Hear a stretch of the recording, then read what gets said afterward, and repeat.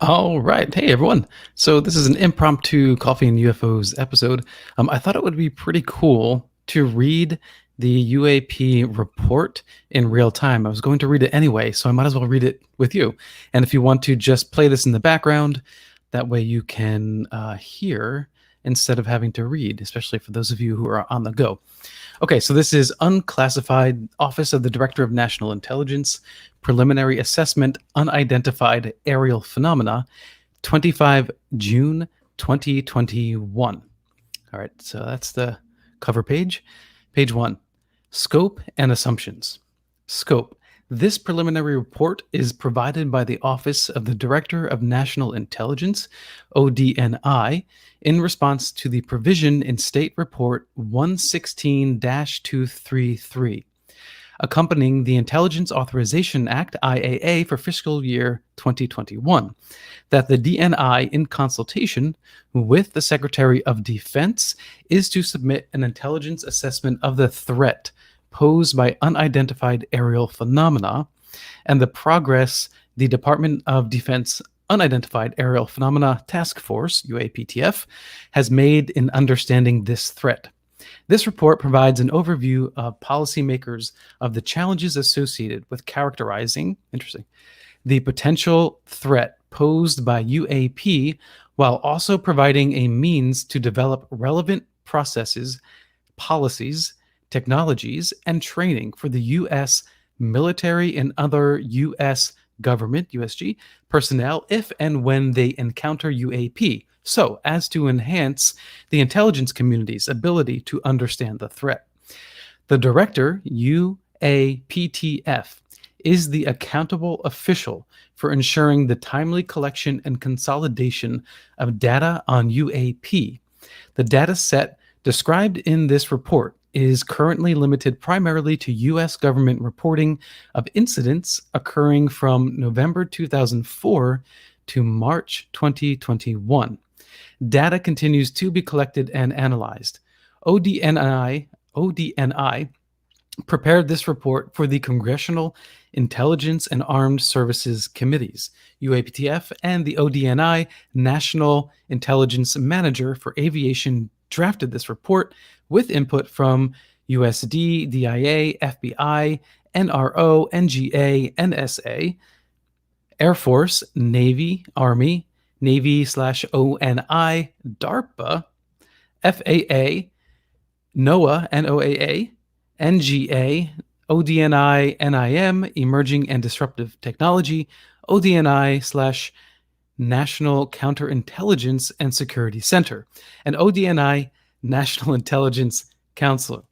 Hold on one sec. Assumptions. Various forms of sensors that register UAP generally operate correctly and capture enough real data to allow initial assessments. But some UAP may be attributable to sensor anomalies. Page 3. Executive summary. The limited amount of high-quality reporting on unidentified aerial phenomena, UAP, hampers our ability to draw firm conclusions about the nature or intent of UAP. The Unidentified Aerial Phenomena Task Force considered a range of information on UAP described in U.S. military and intelligence community reporting, but because the reporting lacks sufficient specificity, ultimately recognized that a unique, tailored reporting process was required to provide sufficient data for analysis of UAP events. As a result, the UAPTF concentrated its review on reports that occurred between 2004 and 2021, the majority of which are a result of this tailored process to better capture UAP events through formalized reporting. Most of the UAP reported probably do represent physical objects, given that a majority of UAP were registered across multiple sensors to include radar, infrared, electro-optical, weapons seekers, and visual observation. In a limited number of incidents, UAP reportedly appeared to exhibit unusual flight characteristics. This is in bold. These observations could be the result of sensor errors, spoofing, or observer misperception and require additional rigorous analysis. There are probably multiple types of UAP requiring different explanations based on the range of appearances and behaviors described in the available reporting. Our analysis of the data supports the construct that if and when individual UAP incidents are resolved, they will fall into one of 5 potential explanatory categories: airborne clutter, natural atmospheric phenomena, USG or US industry development programs, foreign adversary systems, and a catch-all other bin. UAP clearly pose a safety of flight issue and may pose a challenge to US national security. Safety concerns primarily center on aviators contending with an increasingly cluttered air domain. UAP would also represent a national security challenge if they are foreign adversary collection platforms or provide evidence of a potential adversary has developed either a breakthrough or disruptive technology. Consistent consolidation of reports from across the federal government, standardized reporting, increased collection and analysis, and a streamlined process for screening all such reports against a broad range of relevant USG data will allow for a more sophisticated analysis of UAP that is likely to deepen our understanding. Some of these steps are resource intensive and would require additional investment. Available reporting largely inconclusive. Limited data leaves most UAP unexplained. Limited data and inconsistency in reporting are key challenges to evaluating UAP. No standardized reporting mechanism existed until the Navy established one in March 2019. The Air Force subsequently adopted the mechanism in November 2020, but it remains limited to USG reporting. The UAPTF regularly hear anecdotally during its research about other observations that occurred but which were never captured in formal or informal reporting by those observers. After carefully considering this information, the UAPTF focused on reports that involved UAP largely witnessed firsthand by military aviators and that were collected from systems we considered to be reliable. These reports describe incidents that occurred between 2004 and 2021, with the majority coming in the last 2 years as the new reporting mechanism became better known to the military aviation community. We were able to identify one reported UAP with high confidence. In that case, we identified the object as a large deflating balloon. The others remain unexplained. 144 reports originated from USG sources. Of these, 80 reports involved observation with multiple sensors. Most reports described UAP as objects that interrupted pre-planning training or other military activity. UAP collection challenges, sociocultural stigmas, and sensor limitations remain obstacles to collecting data on UAP. Although some technical challenges, such as how to appropriately filter out radar clutter to ensure safety of flight or military and civilian aircraft, are long-standing in the aviation community, while others are unique to the UAP problem set. Narratives from aviators in the operational community and analysis from the military and IC describe disparagement associated with observing UAP, reporting it, or attempting to discuss it with colleagues.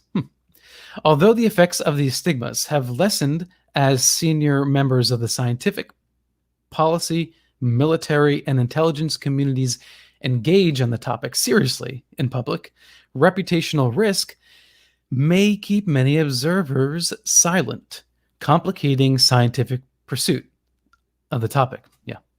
The sensors mounted on U.S. military platforms are typically designed to fulfill specific missions. As a result, those sensors are not generally suited, for identifying UAP. It makes you wonder what they think they need to look for and identify. Continuing.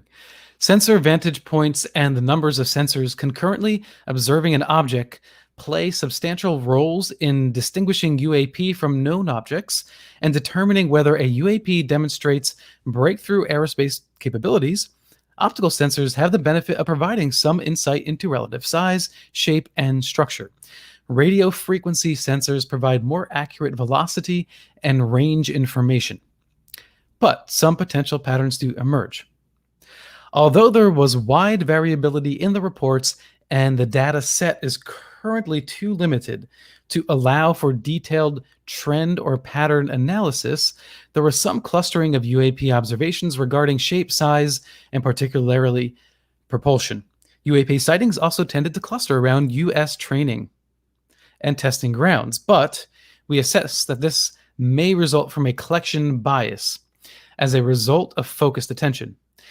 Greater numbers of latest generation sensors operating in those areas, unit expectations, and guidance to report anomalies. And a handful of UAP appear to demonstrate advanced technology. In 18 incidents described in 21 reports, observers reported unusual UAP movement patterns or flight characteristics. Some UAP appeared to remain stationary in winds aloft, move against the wind, maneuver abruptly, or move at considerable speed without discernible means of propulsion.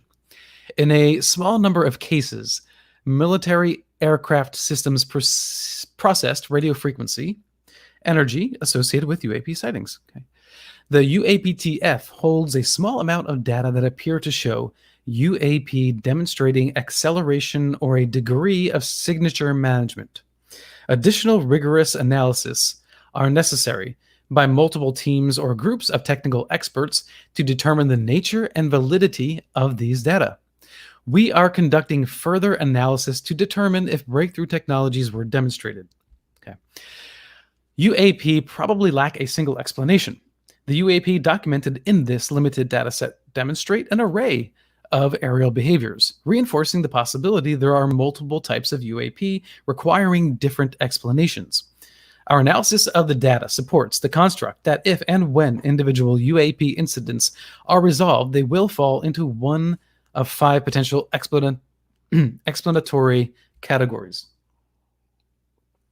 airborne clutter, natural atmospheric phenomena, USG or industry developmental programs, foreign adversary systems, and a catch-all other bin, with the exception of the one instance where we determined with high confidence that the reported UAP was airborne clutter, specifically a deflating balloon. We currently lack sufficient information in our dataset to attribute incidents to specific explanations. Airborne clutter. These objects include birds, balloon, recreational unmanned aerial vehicles, UAV, or airborne debris like plastic bags that muddle a scene and affect an operator's ability to identify true targets, such as an enemy aircraft. Natural atmospheric phenomena. Natural atmospheric phenomena includes ice crystals, moisture, and thermal fluctuations that may register on some infrared and radar systems. USG or industry developmental programs. Some UAP observations could be attributed to developments and classified programs by U.S. entities. We were unable to confirm, however, that these systems accounted for any of the UAP reports we collected. Foreign adversary systems. Some UAP may be technologies deployed by China, Russia, another nation, or a non-governmental entity. Although most of the UAP described in our dataset probably remained unidentified due to limited data or challenges to collection, processing, or analysis, we may require additional scientific knowledge to successfully collect on, analyze, and characterize some of them. We would group such objects in this category pending scientific advances that allowed us to better understand them. The UAPTF intends to focus additional analysis on the small number of cases where a UAP appeared to display unusual flight characteristics or signature management. UAP threaten flight safety and possibly national security. UAP pose a hazard to safety of flight and could pose a broader danger in some instances, represented sophisticated collection against U.S. military activities by a foreign government or demonstrate a breakthrough aerospace technology by a potential adversary. Ongoing airspace concerns. When aviators encounter safety hazards, they are required to report these concerns. Depending on the location, volume, and behavior of hazards during incursions on ranges, pilots may cease their tests and or training and land their aircraft, which has a deterrent effect on reporting. The UAPTF has 11 reports of documented instances in which pilots reported near misses with a UAP. 11.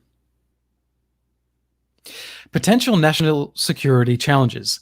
We currently lack data to indicate any UAP are part of a foreign collection program or indicative of a major technological advancement by a potential adversary. We continue to monitor for evidence of such programs given the counterintelligence challenge they would pose, particularly as some UAP have been detected near military facilities or by aircraft carrying the USG's most advanced sensor systems. Explaining UAP will require analytic collection and resource investment, standardizing the reporting, consolidating the data, and deepening the analysis. In line with the provisions of Senate Report 116-233, accompanying the IAA 4 FY 2021, the UAPTF's long-term goal is to widen the scope of its work to include additional UAP events documented by a broader swath of USG personnel and technical systems in its analysis. As the data set increases, the UAPTF's ability to employ data and analytics to detect trends will also improve. The initial focus will be to employ artificial intelligence, machine learning algorithms to cluster and recognize similarities and patterns in features of the data points. Cool. As the database accumulates information from known aerial objects, such as weather balloons, high altitude or super pressure balloons, and wildlife, machine learning can add efficiency by pre-assessing UAP reports to see if those reports match similar events already in the database. The UAPTF has begun to develop interagency analytical and processing workflows to ensure both collection and analysis will be well informed and coordinated. Goodness knows we hope that's the case. The majority of UAP data is from U.S. Navy reporting, but efforts are underway to standardize incident reporting across U.S. military services and other government agencies to ensure all relevant data is captured with respect to particular incidents and any U.S. activities that might be relevant. The UAPTF is currently working to acquire additional reporting, including from the U.S. Air Force, and has begun receiving data from the Federal Aviation Administration. Although USAF data collection has been limited historically, the USAF began a 6-month pilot program in 2020 of November to collect in the most likely areas to encounter UAP and is evaluating how to normalize future collection, reporting, and analysis across the entire Air Force. The FAA captures data related to UAP during the normal course of managing air traffic operations. The FAA generally ingests this data with pilots and other airspace users report unusual or unexpected events to the FAA's air traffic organization. In addition, the FAA continuously monitors its systems for anomalies, generating additional information that may be of use to the UAPTF. The FAA is able to isolate data of interest to the UAPTF and make it available.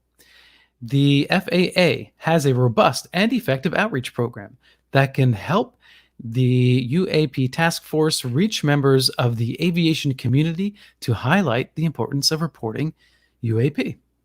Expand collection. The UAPTF is looking for novel ways to increase collection of UAP cluster areas when U.S. forces are not present as a way to baseline standard UAP activity and mitigate the collection bias in the data set. One proposal is to use advanced algorithms and to search historical data captured and stored by radars. The UAPTF also plans to update its current interagency UAP collection strategy in order to bring to bear relevant collection platforms and methods from the DoD and the IC. Increase investment in research and development. The UAPTF has indicated that additional funding for research and development could further the future study of the topics laid out in this report. Such investments should be guided by a UAP collection strategy, UAP R&D technical roadmap, and a UAP program plan. Appendix A, definition of key terms. This report and UAPTF database uses the following defining terms: unidentified aerial phenomena, UAP, airborne objects not immediately identifiable. The acronym UAP represents the broadest category of airborne objects reviewed for analysis. UAP event, a holistic description of an occurrence during which a pilot or air crew witnessed or detected a UAP. A specific part of the event, UAP incident. UAP report, documentation of a UAP event to include verified chains of custody and basic information such as the time, date, location, and description of the UAP. UAP reports include range, Fowler reports, and other reporting. Appendix B, Senate report accompanying the Intelligence Authorization Act for fiscal year 2021. Senate Report 116-233 accompanying the Intelligence Authorization Act for fiscal year 2021 provides that the DNI, in consultation with the SECDEF and other relevant heads of USG agencies, is to submit an intelligence assessment of the threat posed by UAP and the progress the UAPTF has made to understand this threat. The Senate report specifically requested that the report include a detailed analysis of UAP data and intelligence reporting collected or held by the Office of Naval Intelligence, including data and intelligence reporting held by the UAPTF, a detailed analysis of unidentified phenomena data collected by geospatial intelligence, signals intelligence, human intelligence, and measurement and signatures intelligence. A detailed analysis of data of the Federal Bureau of Investigation, which was derived from investigations of intrusions of UAP data over restricted U.S. airspace. 4. A detailed description of an interagency process for ensuring timely data collection and centralized analysis of all UAP reporting for the federal government, regardless of which service or agency acquired the information. 5. Identification of an official accountable for the process described in paragraph 4. 6. Identification of potential aerospace or other threats posed by the UAP to national security, and an assessment of whether this UAP activity may be attributed to one or more foreign adversaries. 7. Identification of any incidents or patterns that indicate a potential adversary have achieved breakthrough aerospace capabilities that could put U.S. strategic or conventional forces at risk. And 8. Recommendations regarding increased collection of data, enhanced research and development, additional funding, and other resources. That's it. That's it, folks. That's the whole report. Hey, Charles, are you there? I want to see if Charles is going to jump in. Okay. Get his. Hey. Hi, how you doing, buddy? Good, brother. Thanks for jumping in here. I wasn't really ready. I had to grab my mic. All right. Yeah. So This there's a couple of isn't anything unexpected, really. It's about what actually it's less than I expected, as far as that might be to believe. As far as length. I think that this is actually less than I expected it to be. I expected them to at least have some glossy programmed to indicate that they were taking this seriously. Mm-hmm. I really don't see it here. I think there's some interesting boiler- language here. Yeah, it's just governmental boilerplate language to make it look like they're doing something when they're really doing nothing except creating a channel to divert everything right back into their wastebasket. Yes, but okay, so here's the thing. At the end in the appendix, it talks about offering data, but the truth is there's not that much, there's no, like virtually no data here at all. So it does make comment that they have to continue this study. So I think that's their way of saying, yeah, we'll bring more data to you. Now, what I did find interesting was the fact that they ruled out only one reported UAP as explainable.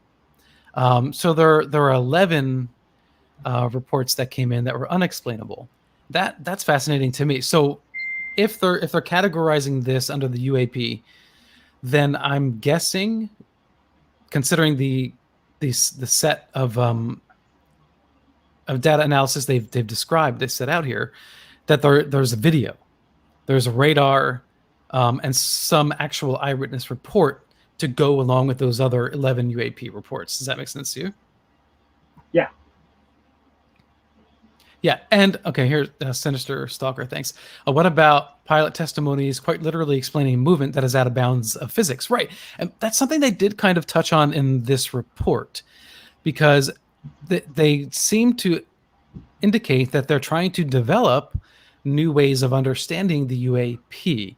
The fact that they're trying to use analytics of sorts, AI software,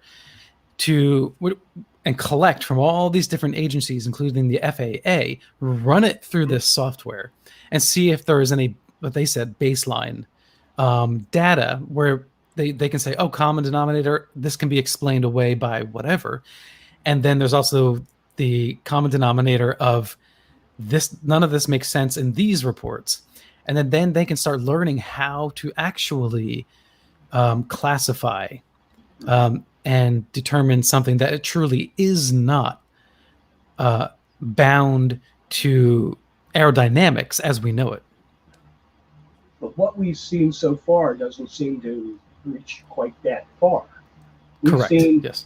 The FLIR videos, but according to testimony from pilots and from people on deck on the ships, there were radar signatures that would show what these craft were doing, and that was those are the unexplained.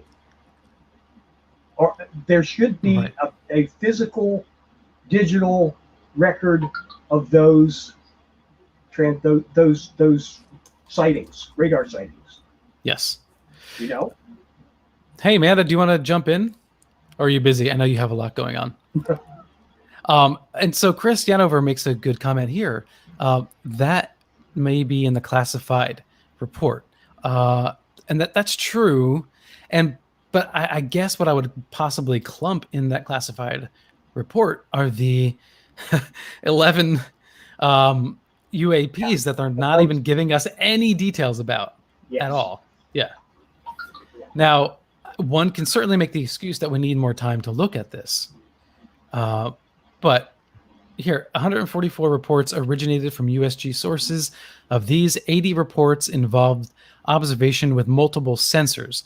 Most reports described UAP as objects that interrupted pre-planned training or other military activity. So that's one common denominator there. Yeah. That's the key word that we've been waiting for. Actual information on which multiple sensors. 2 radars on 2 different ships, two visual sighting from one ship to the other. Camera data. I mean, there's so many possibilities here.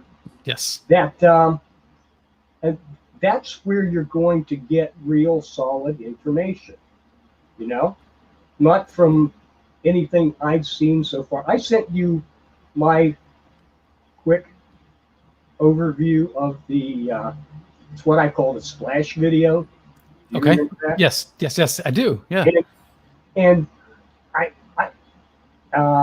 it turns out that there are other people who have thought that that might be the same thing, totally independent from me, because Hmm. hey, I'm just a retired steel worker out here in the freaking A smart retired heartland. steelworker. Well, yeah, I read a lot, but the point is, it's if you can eliminate something as simple as that, you know, and that's the one that's their one of the four premier stars on the stage of this thing. Uh, What do you mean by stars on the stage? okay, you've got Gimbal and what I'm calling Splash and Go Fast Hmm. and uh, I can't forget what the other one's called. But Tic anyway, Tac. Yeah. Tic Tac. Yes, of course, Tic Tac. Duh. You know, I don't know what they are, but I don't really think those are representative of the phenomena as we know it. You know what I'm saying? As what do you mean? As we know it? Who's As who's? as we as people who are uh, students of the UFO phenomenon for many Okay. years, Hmm. you know, um, Well, there's a hell that of a lot more out there. There has to be a hell of a lot more out there than what we're seeing. We've known that for many years. You yeah, know, yeah. there's all kinds of documentary evidence that goes back into the 1940s. Oh, of course. Absolutely. And but here's the thing that really stuck out to me. Is it all that surprising based on previous articles that we've all read? No, not necessarily, but I still think it's good to hear that they have this a new approach, apparently, that didn't exist previously during the active years of ATIP, right? Right. That there would be an interdisciplinary coordination between, the United States Navy, the United States Air Force, the FAA, the NSA, I all these I different look at agencies. I almost look at that as saying, well, now everything the Navy's not going to report this, the Air Force isn't going to report this, the Army's not going to report this, the FAA is not going to report this. It's our baby. We're going to take care of it. They're gonna report it. Now, Yes. the question is, does this congressional task force have? It seems it does, right? It has the legal Well, I guess wherewithal you to have to have to to extract authority, information. sure. Yeah, to extract the Well, information from these agencies, or will these agencies be well, putting up firewalls? that's the question. Yeah. You know, if it is the Navy going to turn over top secret classified information on their radar systems over Hmm. to this UAP task force? Do Yeah, they and have the clearance for that? They have to have the information. They have to know the capabilities of the system in order to determine what the system's telling you. You know, right, and here's where we do need more detailed data. And again, this data can't all be shared because, like you said, it could be a national security. We don't know. sure. We don't want to And, give away all of and our technology. that's just in the the known places. How about the unknown places?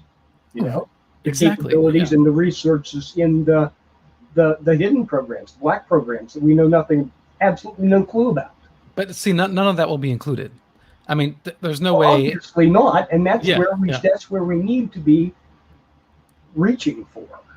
Well, I don't know. I think there might be a case where, and I'm going to bring Ken Cherry onto Paranormal Now soon to talk about this, about the sort of different factions of government. Well, Much of that being related to special access programs, and so there's never just one whole government, in the United States. There's all these different branches and divisions and people with different agendas. So I think there's an agenda here by some people who just want to know, and then there's some people in that same camp that know that there are programs out there that are top secret special access programs, but it's got they still want the information out. And then you have a camp that is like, heck no, we're not going to share this information.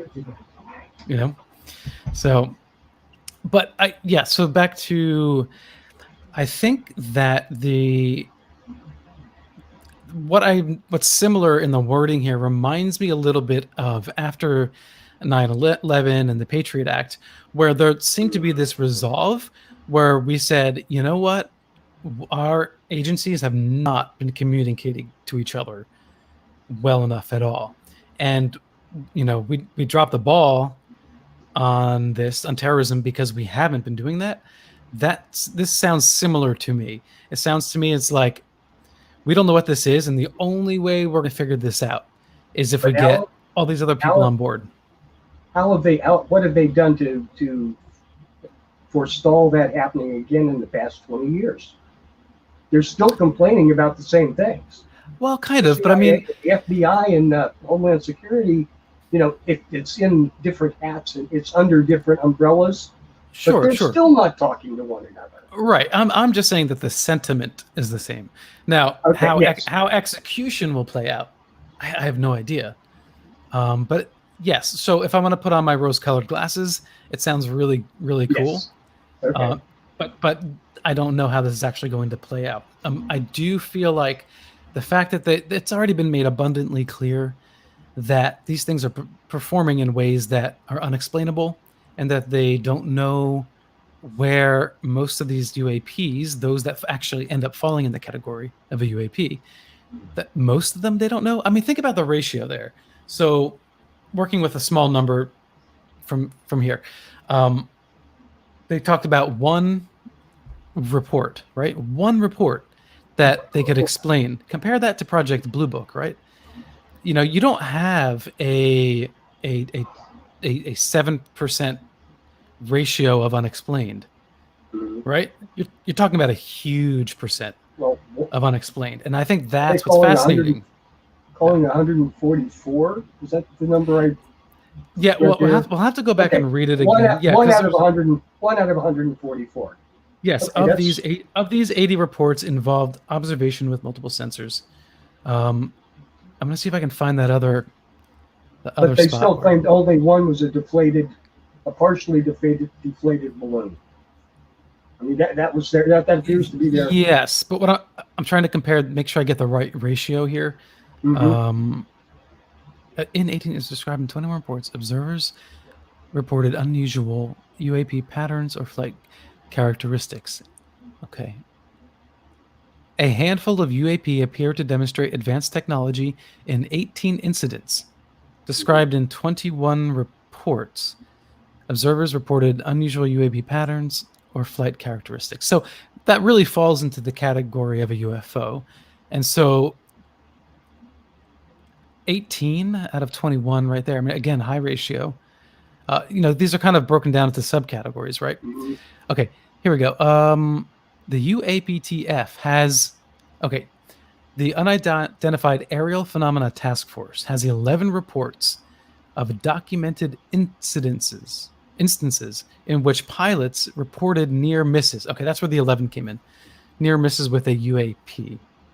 Again, they're describing it as a UAP. So here's the thing. Anytime they use the word UAP, it's a UFO. It falls into the category of unexplained. So again, that brings us to, compared to Blue Book, I think what's happening here is Project Blue Book, right? You had all these civilian reports and military reports all kind of piled into one. With the UAP, as it's being studied, they're really studying pilot reports. So what that means is there's that many more instruments. So what they've whittled down here is the most scrutinized to the best of their ability so far. Yes, they are indicating at least that they're, okay, if someone has free access to all the data, to the situations where they have multiple sensors on the object, that's going to be pretty conclusive. There's going to be, that's pretty solid right there. Yeah. I mean, even if it were only 3 real incidents, and they're calling for at least 18, right? With multiple sensor reports. that's conclusive. I mean, I think. Yeah, it's. I'm But gonna have to. we're never going to see that stuff. Yes. That's the part Yeah. that just really just it doesn't just. I expected it, so it doesn't disappoint me. But I guess I am kind of disappointed. I mean, I think we all expected to be a little let down. It's something, I wanted just a hint, and there are hints here, but they're not very substantial. Yes. Yeah. I'm gonna read this comment here from Nick Pick. I am French, and here in France, we do not hear anything about what is happening with you in the United States about UAPs. I find it a shame that no one seems interested in it here in France. Interesting. See, now in the U.S., we get excited, or maybe it's just because of in our, world of enthusiasm. If something comes out of France, we get super stoked about it. I guess maybe that doesn't go two ways. Other than those who are in the niche of following ufology in France.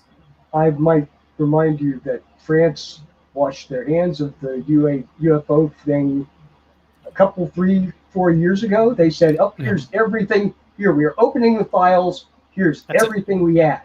Mm-hmm. I think the British did it first, and then the French, I'm not absolutely certain. Yeah, it was around there. It was somewhere around 2015. And everybody knew that was just a little disingenuous. Mm-hmm. Ufi Autori says, MUFON France is interested, sort of, LOL. Yes, LOL. Oh, okay. Amanda's doing a plug for me for Sunday's Paranormal Now show. Thank you, Amanda. I appreciate that. Let's see what it goes. Amanda is Canadian. Yes, we know that. Okay, here, Chris Yanover. At least they are admitting that they don't know what it is instead of giving us a BS answer to what it is, and that's exactly how I feel. That is true. Yes. This isn't the Condon report, right? No, it's not case closed. It's case open even more, because what they could have done is really close the book on this in a less resolute way, but they could have said, look, we don't know what these things are. In all likelihood, they're just something that is an anomaly that our radar sensors misinterpreted.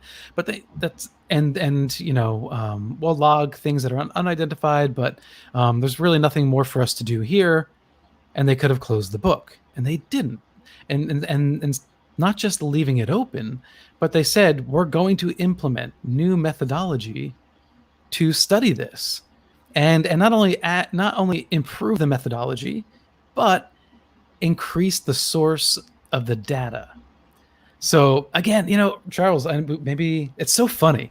It's so funny because a year and a half ago, I would have told you, I'm sure I said it on Paranormal Now, like I would have told you, I am not a believer in disclosure at all.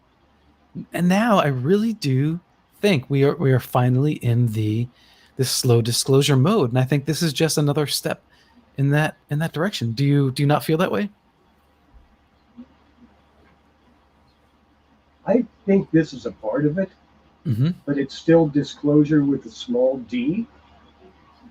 And it's something that we're in a process of. It's not going to be. Joe Biden is not going to walk out on stage and introduce his guest, the ambassador from Zeta Reticuli. Okay, it's not going to happen that way. And there are a whole lot of different steps, gradients of ways between there and what we're going to experience, or what we're experiencing right now. It's a slow drip. They're going to continue. They don't want any disruptions. They want this to come out as smoothly, and as if there's any kickback on anything, they want to be able to pull it back just as fast as they can. I think that's. So they're still in safe mode. Yes. So they're opening the door a little bit, but But just in they have, case, yeah, it looks scary, they can yeah. pull it back in and close the door. This is from. Oh, go ahead, just. Go ahead, please. I didn't mean to interrupt. Oh, no, no. I was just going to read King Ragnar's nice name quote. So this is from the report. Some UAP observations could be attributable to developments and classified programs by U.S. entities. We were unable to confirm, however, that these systems accounted for any of the UAP reports. It's an interesting quote, isn't it? Developments classified programs by U.S. We were unable to confirm, however, that these systems accounted for any of the UAP reports. Okay, so here's my take. I tease Neil deGrasse Tyson all the time because I love that Neil deGrasse Tyson. I'm a huge fan, but when it comes to the subject, he goes towards the skeptical / debunker direction, and he always brings up like you have to have investigation, and you have to look into the software of the actual radar systems. Well, that has been checked. And what frustrates me is that he clearly hasn't read, certain articles on the subject, which have already previously recognized that in certain cases they did check the radar systems. They ran, and it took sometimes like days or weeks to test it and go, okay, the system's fine. It wasn't an in-system anomaly or a glitch. So, Right. yeah, and so when you have something that is picked up by multiple systems, mm-hmm. that pretty much says that it's not a software problem. Yeah, there's something there. If mm-hmm. your ultraviolet camera and your radar pick up an object in the same area that appear to be doing the same things, and they're completely divorced systems, okay, that means there's something there, to a pretty high degree of accuracy. Would you call today a historic day in ufology? No. No? I think it'll be called that. It's definitely a milestone for sure. Yes, I think so. We have a comment from Heavy Micro Grow. I love the names today. This is great. If we take this like U.S. government has zero clue what it is, it's a major security breach. Yeah. Interfering and observing our training exercises. This could be a throw money at the situation. I 100% agree. Oh, I expected more of that in this. Yes. Yeah. I expected the handout, at Mm-hmm. the bottom of the page, anywhere along the line, but it didn't quite come out on this preliminary assessment. But it's hidden there. It's implied. Yeah, I mean, all the talk about that needs to be studied, and we need to study it. So we're not going to do this for free. Okay, so it's implied. No, we're not doing this for free. So that, but see, this again reminds me of the Patriot Act. It reminds me of post 9/11. I know, much smaller scale. I'm not trying to make that grand of a comparison, but whenever the government sees an opportunity to get more money and get more funding and more power, it doesn't hesitate. Now it's the nature of the beast. Right. Yes. Now, okay, so let's extrapolate that a little bit further. So this is the UAP phenomena. What good does it do this task force, ergo the government or the military, to have additional funding to collect data on the UAPs and study them further? How does that empower the government? Other than the fact that they must not know, right? Okay, so apparently, then we're talking about a faction of the government that's not in the know. I think that I think true. we're in Yes. agreement that Mm-hmm. there are factions that that know what's going on. There are factions that suspect what's going on. Yeah. And there are factions on record who have thought they knew what was going on and thought they had a right to be let in on the secret, who have been told to go climb a rope. Okay, so Right. all these different possibilities of factions. I think this is a work report from the lowest of those.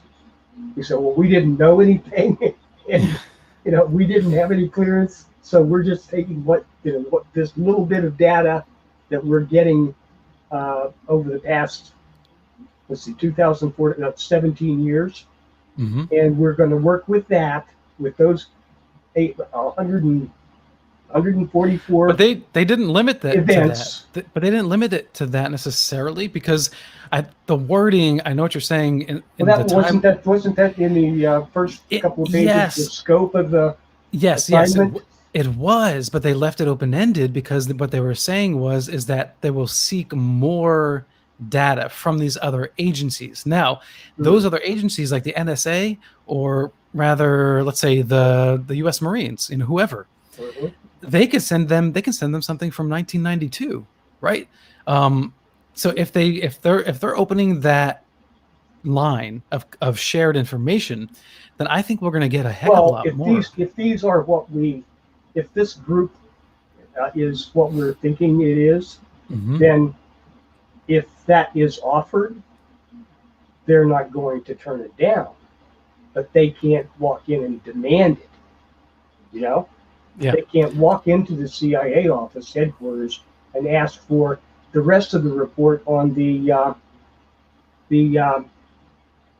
Iraqi F4 in 1978 that had the sighting that turned his weapons systems off. Yeah. Okay, I mean that's a pretty famous event, but you know what I'm saying. Yeah, I do. They don't So have the authority to demand it. If it's they made offered, they'll take it. exactly. But well, that's what I was saying before. Is I'm not entirely clear on what authority that they actually have. Yes. Maybe they don't have it today, but if this is their intent, maybe they will seek more authority and more access. Mhm. Thanks, the 3K production. Where's Bob Lazar when you need him? Yeah, Bob Lazar's like, I told you so. Um, Mhm. and Trace Reaper, thank you. Maybe Charles, this is more in camp with what you were saying. Quote, thanks, Trace Reaper. Bro, this is Dookie. They just refuse to say anything in the public event, though they've been looking into this for decades. They can't say what it is or isn't. Fire everyone who works for defense. Well, if we fire everybody, I think then we'll lose all the information. But I get your point, Trace. Thanks. Yeah, I mean, the frustration is there. Uh, they can't say what it is or it isn't. But that's the point, right? That's the question. That is the question that has been placed before them. Well, so Is to then, determine, use this to determine what this is, or more effectively, what we can do about it. Okay, or mhm, how we can, this is a sample. How can we study this to be certain what this is okay. and how we should approach it? You know, I guess that's a part of it, but But we know yeah. that you have to accept being uncertain, right?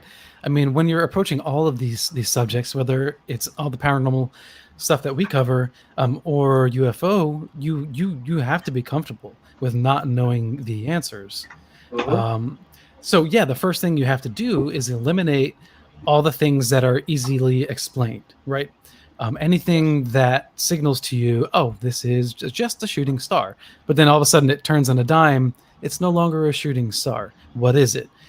To me, my feeling is this report feels like they're getting more comfortable with that. And I know it's so silly, but I'm beginning to believe that really just changing UFO to UAP in government documents has really made those Congress people more comfortable talking Oh, about the subject. it got them away from the stigma, Do you think we're going to see the a crazy hearing? crazy stigma. Yeah, and would that lead to a hearing? Because I'd like to see a proper hearing of the task force in front of Congress. Oh, that would be awesome. That would really be awesome. Something on like the oh gosh, who am I thinking of? That had the false hearings, the two false hearings, or actually simulated hearings. Mm-hmm. Uh, The Disclosure Project? yes, of Yeah. course. Mm-hmm. You know, I would love to see that in real, on the real floor of Congress. But the thing I don't know at this point, that particular august body has uh, dirtied itself so much that I don't know that anybody would really pay any attention to that either. Yeah. So that's it's just the way things are these days. And thanks for your comment, Chris. I kind of disagree with Chris a little bit because I understand what you're saying, why Lou Elizondo quit. But I think the whole point of this is that they're finally starting to do more work and support the study of it. Had this existed while Lou Elizondo was there, I'm guessing Lou probably would have stuck around a little bit longer, don't you? I'm not sure. Lou's always been a mystery to me.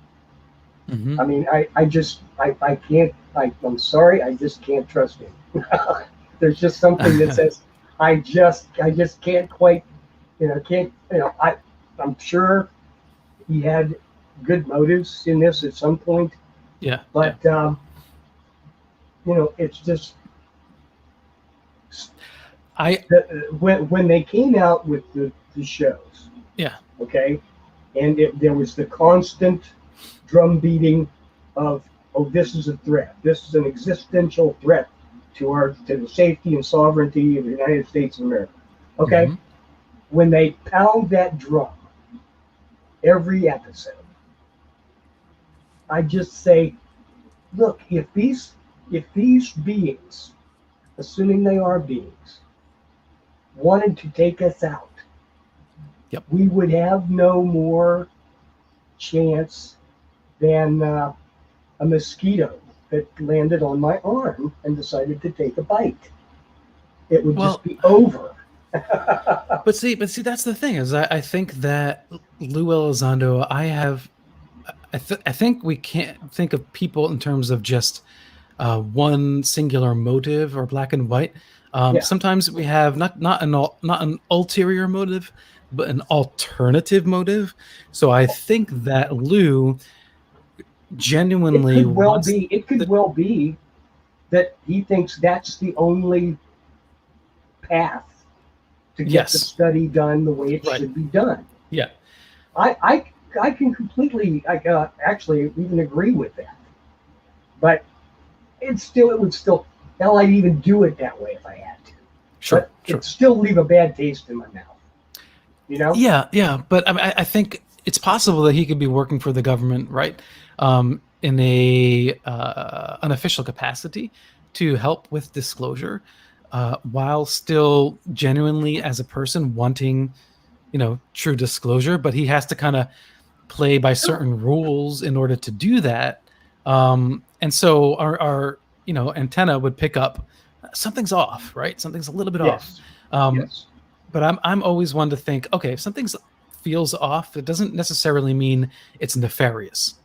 So I'm leaving the door completely open on Lou, and I think in time we'll just find out.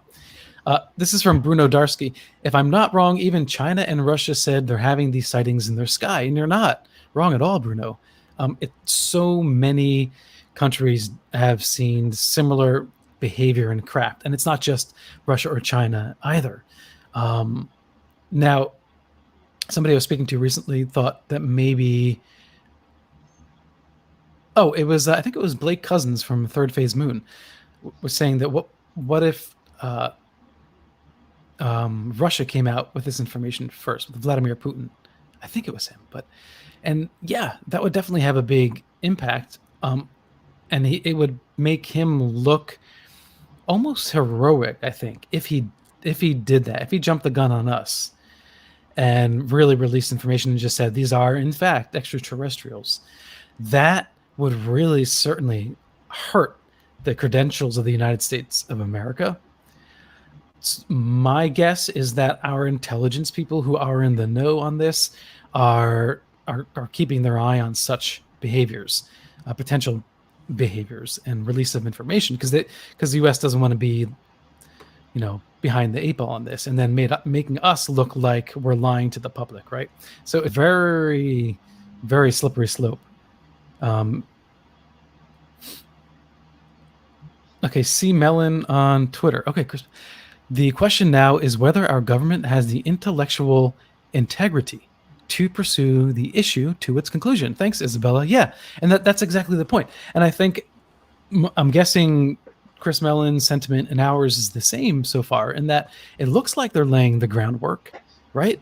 So question is, will they go through with it? Will they have the fortitude to disregard any sort of dismissive commentary by either their constituents or the news, and just go ahead and investigate this damn thing once and for all, right? And do it responsibly in a way that you will be open and report it to the government. 11 near misses. What has Senate been told? Exactly, Joshua. That's what was in the report here. So there's not enough data relating to specific UAPs, and that's the frustrating thing about this report. It's like, okay, cool. So you're getting reports from 2004 to 2021, and yet you've shown us nothing other than general descriptives of odd behavior and unknowables, which we already knew. I think this should not be considered as a report, even a preliminary report. Mm-hmm. This is like a proposal that if we were to try to do a report, this is how we're going to do it. Okay. This is not work product. This is an estimate of the situation rather than a report. This is a what's the word? It's an estimate of what it's. Go ahead. No, I'm sorry. I didn't mean to interrupt. Go ahead, It's Charles. like an estimate for bid. Okay. Yes, This is what needs to be done. We're looking at this small amount of data, and we're looking at the possibility of a lot more. And this is how we would handle it if we wanted to get reasonable conclusions. If we look at it that way, this isn't disclosure. This is describing the table in the room and who's going to hold the door. Joe says Dr. Dick Greer has. Oh, geez. Okay. Thanks for the comment, Joe. I should have read that before I put it there. Okay. Sinister Stalker. A report of 9 pages regarding 44 cases. This is nothingness. It's a furiously shameless. Again, Sinister, I totally get your sentiment, but I have rose-colored glasses only because I was so a non-believer that we would get any kind of disclosure a year and a half ago. I was still set in that mindset of, yeah, this is just a little bit of coverage and that's it. But hey, Amanda, welcome back. Thanks for letting. I actually expected even less, but after kind of letting this roll around in my head a little bit, yeah, I think that's what it is. So I'm conditionally satisfied, but I'm not completely satisfied because I want to see the data. I want to see real science go on here. I don't want, but if this is what I'm saying, what I just said before, if this is just an estimate of the situation and what it's going to take to get the job done, yeah, I'll accept it as that. It's not. It's not a bad. It's not a bad estimate. It's not a bad estimate. Okay.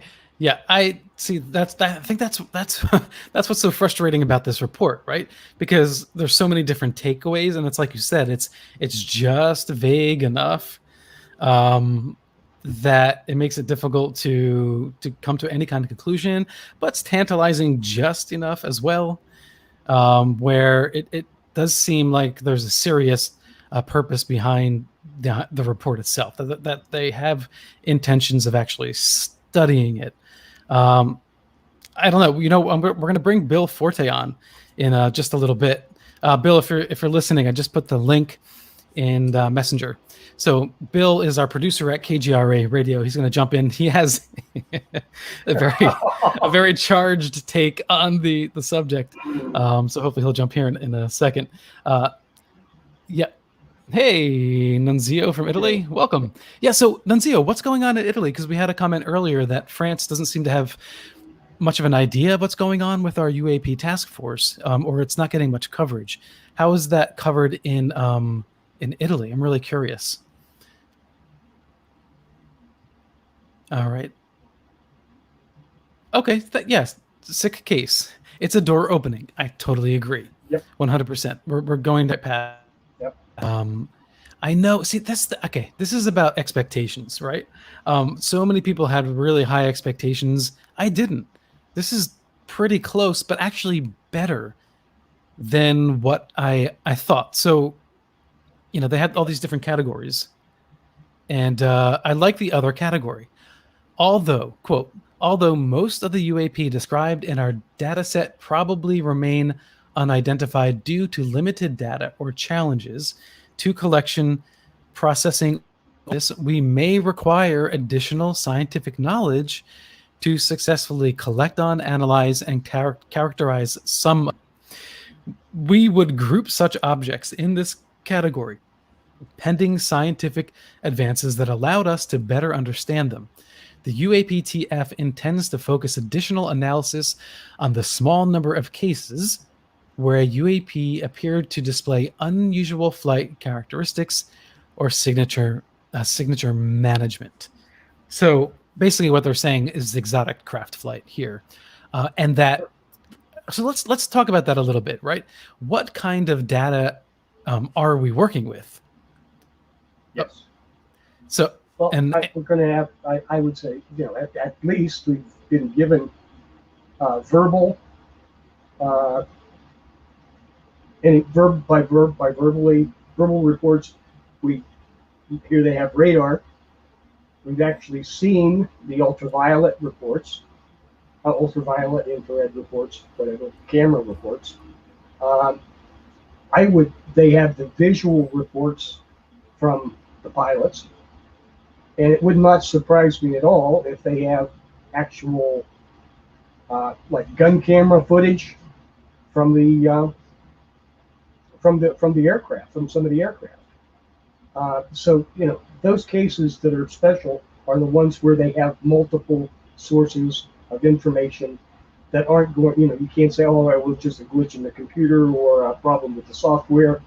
When you have two competing systems that both tell you the same thing, you're probably going to be listening to the same thing. You've probably got a good sighting.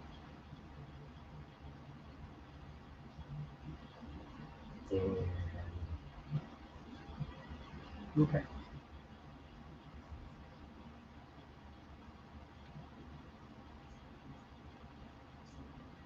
Now I have looked at this for a long time. I'm still kind of mixed about this one in particular. I expected it to be much less than what it turned out, than the 9 pages that we took. I expected more pages and less information. As it was, we got 9 pages with pretty much with even less information than I expected, but I think it was put out there as a, like I said, like as though they were making a bid to actually do the real job. If I look at it from that point of view, then there's a chance that this could actually lead to something interesting. Other than that, though, we'll have to look at the fact that even if these people are given the job to look at this, number one, we don't know who they are. And number two, we don't know whether they'll ever make any of their actual findings public. So they're asking us to buy a pig in a poke, and that's just kind of the way I see it right now.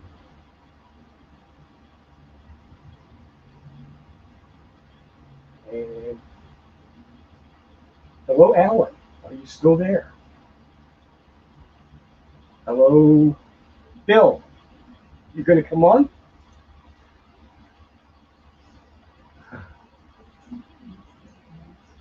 Okay.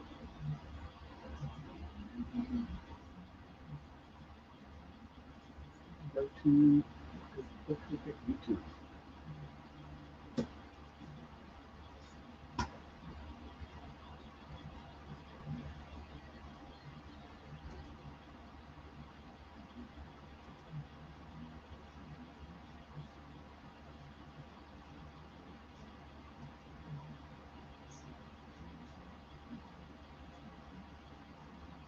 Testing 1, 2. Okay. Thank you, Amanda.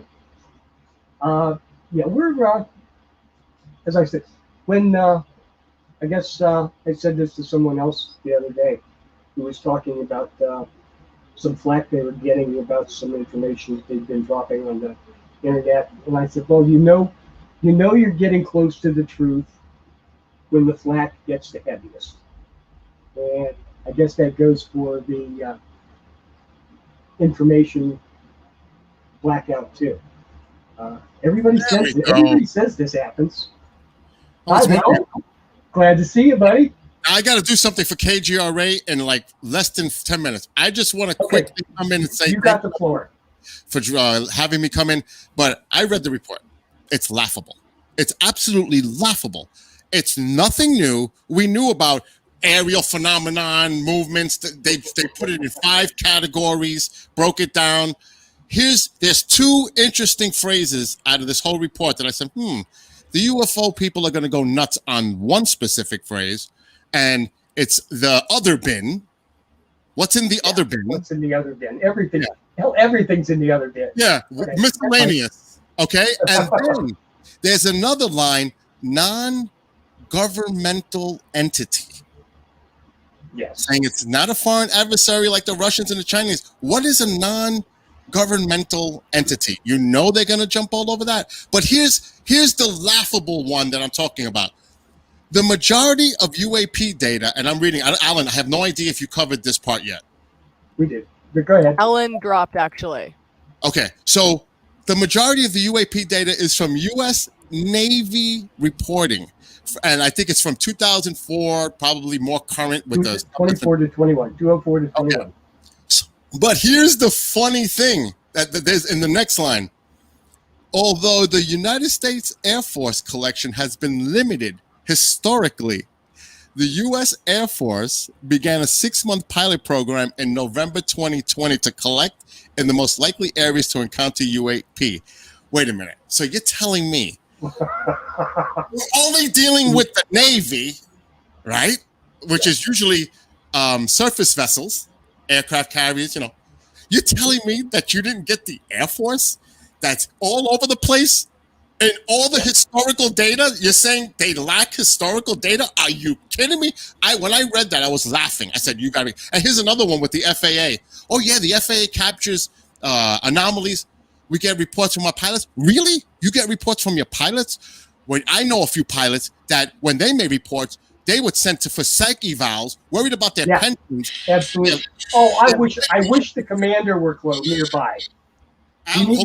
Alan's actually calling me on the phone. Alan, what's going on? My whole system shut down. All right, we're in there. Come back as soon as you can. I am trying my best. Okay, buddy. Okay. He's going to try to get back. Yeah. All right. No, Anyway. I keep wishing we had Commander Cobra Oh gosh, to yeah. talk to. But I would mean, like to hear- is this? I mean, it's a nothing burger. This is nothing. I mean, for those who may be new to this field, they may capture. They may be interested in some of the anomalous descriptions that are going on in there. Yeah, I get it. But for people who've been involved with this for a long time, this is nothing new. Nope. I mean, What? it's. Go ahead. I have something. I'm looking at this 9 pages like it were a bid for a contract. I said that this is all about money. This is all about funding. Yeah. That's all This is not a report, not Right. in any It's a fashion bid. that you or I would have expected. This They is a want bid. They're Yes. saying this out there. Well, if you want us to handle this, this is the way we're going to do it. This is the way we're going to do it. This is the authority we need to do it, and come Yeah. back and talk to us with the money in your hand. But it's all about, like I said, R&D, research and development, getting the collection of the data, analyzing, all algorithms, all that stuff. But see, unless they open up, unless all the agencies open up and provide that information, which is probably in the classified annex, I'm sure there's a lot of good stuff in the classified annex. This is the unclassified report that was given to the public. We can only imagine what. I don't really expect that there is. Do you think they even really trust don't. politicians with that kind of information? I think they shorted them too. Yeah, because But I don't know if they trust. Okay, let's go to the non-governmental agencies. Okay, what? Have you ever read Jules Verne? What, Of 20,000 Leagues Under the Sea? Is this Captain Nemo that just developed his own Tic Tac? Right in the jungles of Brazil or something? Come on. I mean, Charles, like I said, if anybody was thinking that this was going to mention ET, extraterrestrial, aliens, that would have been the poison pill. Absolutely, it opens up Pandora's box. But that's the whole reason they came up with the UAP, so that they don't have to get the dirty smear of talking about a UFO on their nose. Oh no, Joe, everything's about money, because now, just like Space Force wants hundreds of billions of dollars, they're gonna want money. Everything's about money, especially these days with the way the fiscal budgets are being controlled throughout the government. What's up, Alan? Welcome back. Oh my God, I can't believe my whole system just crashed. Welcome to live radio. Like I said, buddy. Yeah. Thank God you're getting close to the target when the flak is the thickest. My wife was just like, they shut you down, right? Nah, that doesn't really happen. Yes, more money heavily, stars. Yeah. Absolutely. It's always about the money. They want the funding. Because you got to remember, they got to gather scientists. They got to get the right people involved. It's going to cost money, research and development. This is going to create a whole different avenue. This has nothing to do with Space Force. It could have some kind of overlap involved because that might be used, for some kind of detection. Yeah. But Bill, I'm going to share this comment. It's a really good point. The 3K production. If they want money, we want infos, videos, and photos first. Exactly. Darn straight. Money. Yes. You want to exchange? You want those taxpayer dollars? That's right. So, I mean, it is what the classified portion of this shows where the money's going to go and who's going to get a cut of it. That's the standard government. Who's going to get a cut? Yeah. I just want to address crypto. He's talking about that the government is finally acknowledging. No. I have documents. And I'm going to actually send it to you, Alan, that you could put it on the screen. Yeah. Because I got to go do something for KJRA. I have documents dating from July 18, 2008, when the government was offering contractors bids to look into breakthrough technology, propulsion, lift, etc. This is not new. This has been going on for decades. Yes. Decades. It's just maybe coming more into the public domain, into the mainstream. But this has been going on for a long time. They've been well aware of this. Well, This is there's something new. there have been releases of patents as well. Exactly. But here's the thing that Patents, sure. people get confused about patents, because I can put a patent out for a theoretical technology. So sometimes when a patent comes out and it looks like it's for some super advanced space technology, it's often theoretical. But the fact that sometimes, excuse me, sometimes it takes a FOIA request to get that patent. Kind of tells you something as well. Uh-huh. Oh yeah. Well, that was only given, that was only allowed to be patented Mm-hmm. because the head of the Naval Research Bureau or whatever vouched for it as a real bit of work that they had been working on. Mm-hmm. So the patent office said, no, we can't do this. And on his word, they did. Yeah. Yeah. So, that's impressive right there. Gentlemen, and of course, Amanda, I've got to leave because I've got to put a video for KJR in less than 5 minutes. But Alan, I just sent you this document. Okay. I want you to look at it. Scroll down midway, Mm-hmm. and when it gets bold, look at the proposal that went out to contractors to do the research on breakthrough technologies, advanced propulsion systems, aerospace weapons platform. Look at that document, and that was 2008. Mm-hmm. Did you send us on Skype? I sent it on Skype, so check it out. I just want to say hello to everybody. God bless everybody here. Have a great night. And Alan, keep up with the great work. And I'll talk to you for your show on Sunday. And you got a great guest that Amanda helped get, right? Yes, she did. Thank you, Amanda. I'm so excited. Oh, I'm so bet. excited. He used I to know, be it's- on NFL a I lot. got a lot of positive feedback about. I your wouldn't bring speech. that up if I were you, though. No, Sorry, no, had no, a bit I of would a never. falling out, no. yeah. I'll let the guest bring. Anyway, I got to do a video in 4 minutes. Have a Anyway, nice evening, Bill. have a Thank great you night, for your help. everybody. And everybody in the chat room. And Alan, thank you so Bill, much. And Thank Charles, you, brother. Yeah. have a great night, everybody. You too, buddy. Bye. Bye. Amanda, thanks for jumping in. I know you Oh, didn't I want to. thought I was but... an admin. I figured it was part of KGRA and I could just jump in and talk to Charles. I couldn't even add myself. I'm gonna have to make you an admin. Well, I figured it was the same thing, so I went in there and I'm like, Yeah. I don't see anything live. What's going on? So I clicked your link. I'm like, oh, I'm a guest. Uh-oh, I can't even help him now that I want to. So Yeah, well, that was the thing. I was barely able to move, like do anything on the screen. I was able for a quick second, able to add you and Bill, and then that was it. oh wow. So, you know, Because I saw Charles go full screen. I'm like, oh, sneaky Alan. He's changing the screens in the background and he doesn't want anyone seeing. And Not it'll be that sneaky. different when he comes back. And Apparently, Alan's not here. yeah, and then I'm like, I'm not hearing Alan. But He could have Amanda, removed I himself. knew I had you in my corner, Amanda. So Yeah. I was cool. I was trying. Well, I thank you don't so know much, anything. Charles. I don't know anything about this, so I was trying to beg chat for some questions for Charles, but then Bill showed up and Hmm. he handles everything. So no, this is great. A lot of people, I mean, disappointed, but it's not unexpected. But we appreciate you putting the stream on for sure. Yeah, no, thank you. So I was gonna share a little bit of what Bill shared with us here for this patent, Yeah. but it's very wordy. So I don't know if we're gonna be able to make sense of it. There's a lot of information here. But Amanda, what did you already comment, or what was your takeaway on the report? Oh no, I didn't have any comments. I mean, it just. Yeah, I mean, I agree with what Chad is saying. They have all these reports, only one is explained, and this is what we get. So Mhm. what was everyone all excited for again, So it's a bit of a disappointment. I wasn't really expecting a lot, but I know a lot of people were really hoping today would be the day. I know you said, is this a historical moment in ufology? And I don't think so, but I am not an expert in this field. But people are really enjoying what you guys have to say. Even if that was disappointing, they're enjoying you. So it's a win. Man, I wish I didn't have to jump out so fast. But yeah, so here's the thing.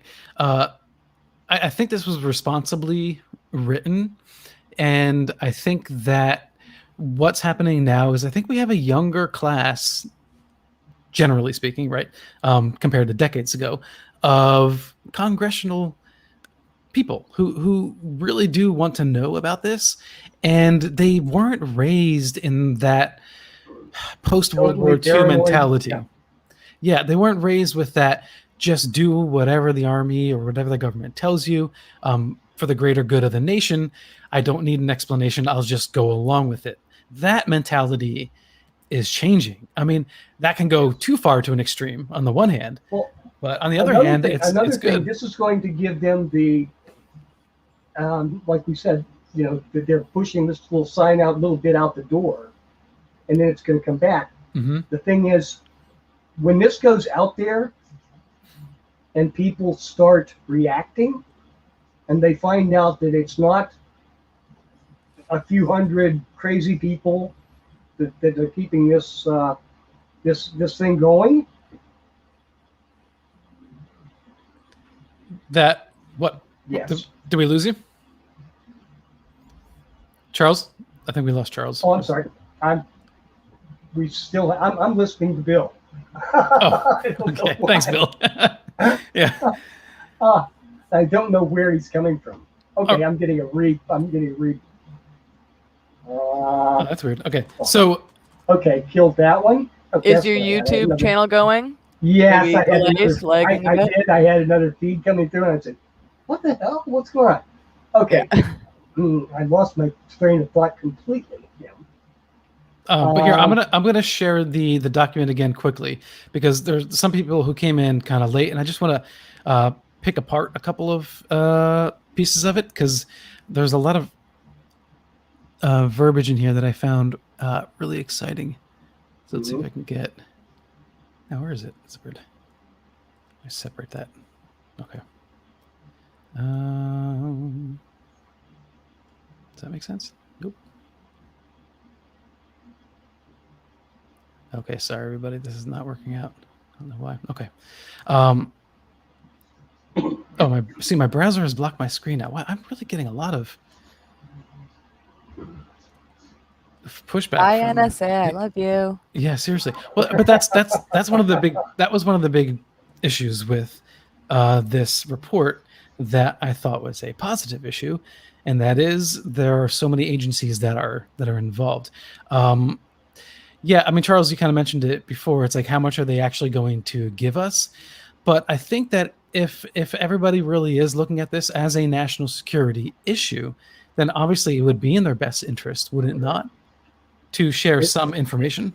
Absolutely. And once the people who are making these decisions, the congressmen and senators and the politicians, realize that there are 50 million people in the United States that are interested in this topic. There are millions of people in the United States who are invested in this topic to the point where they've seen it. They've told people they saw it. They've experienced it. You know? And if we come out there now and say, okay, you opened this door and you're apparently supposed to be listening. Well, I want some answers now. One voice doesn't carry anything. A few tens of millions of voices, they will answer that because that's to their benefit to answer that. We actually have a question from Daniel asking, isn't this just an initial assessment? Is there more to come? And if so, when? Have you guys heard that? Well, no, this is definitely a stage in the process because they made it clear in the report that they're going to expand how they investigate, that they're to widen their scope of technique and analyzation of it. So that to me is a green flag that they're going to return and report on this again. And I don't know if they said that actually verbatim, but they kind of implied that in the verbiage. Yeah. Okay. Hope that helps.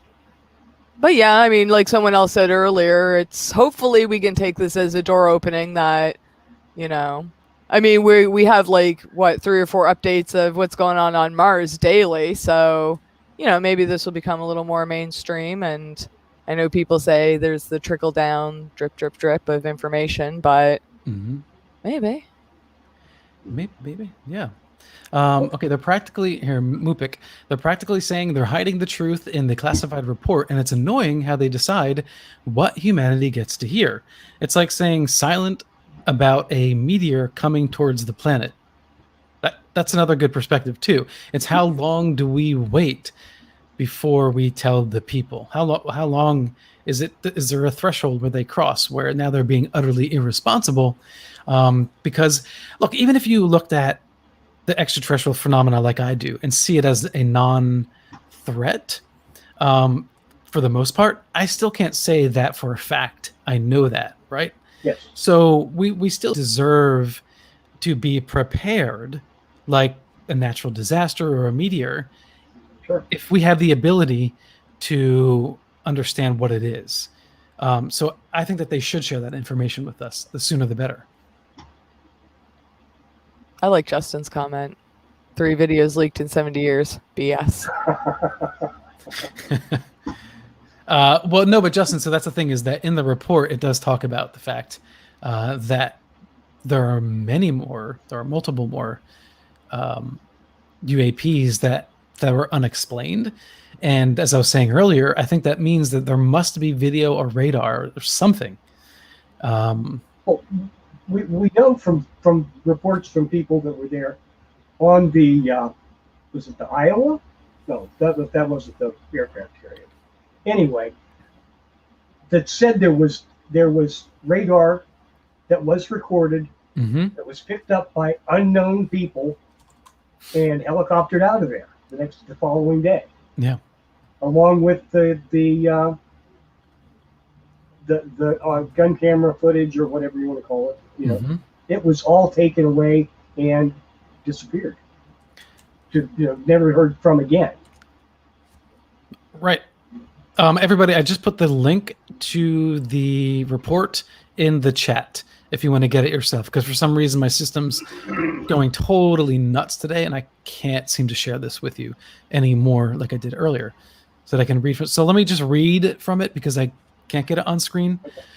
The ODNI prepared this report for the Congressional Intelligence and Armed Services Committees, UAPTF, and the ODNI National Intelligence Manager for Aviation drafted this report with input from, so they already have input from USD, DIA, FBI, NRO, NGA, NSA, Air Force, Army, Navy, Navy ONI, DARPA, FAA, NOAA, NGA. So there is a lot more information that they're not sharing with us in this report, but they are saying at least, hey, we've got a lot more information. And Bill thinks that's BS, right? Oh, did I lose you guys? I think I did. Oh, I'm here, but I'm on mute. Charles, Okay. Is that your problem? Hey, Ron, why don't you jump in? I sent you the link via Messenger if you want to join us. Yeah, he was asking, how does this report change your personal views? I don't really myself. I don't really follow this kind of stuff. I know everyone in chat here, a lot of loyal KGRA listeners, they love this kind of paranormal.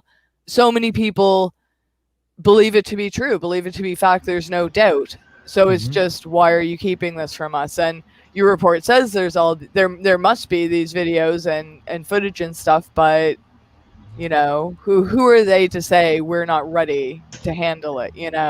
I think it's more that, like, I don't know. But then what about the people that don't want to know? What about the people that this would destroy their whole world? Like, well, I think that the one's worldview, I don't think will change. For instance, like the theory of evolution, right? There were a lot of people that were like, hell no, this goes against everything I believe in religiously. And then, a couple decades later, those people are still religious, right? They still have their faith in their higher power, and they can still accept, science. At that time, it was still in its infancy, and it's expanded, exchanged, and refined since then. But all along, even as science changes, even as our history of the evolution of mankind evolves, the human tree is so wide now, the hominid tree.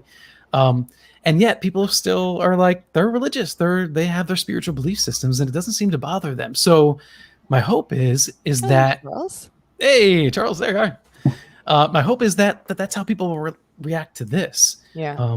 But you're right, Amanda. I think because this is a bit even more sci-fi than Darwin's theory of evolution, there will be factions, and this is the age of social media and electronic.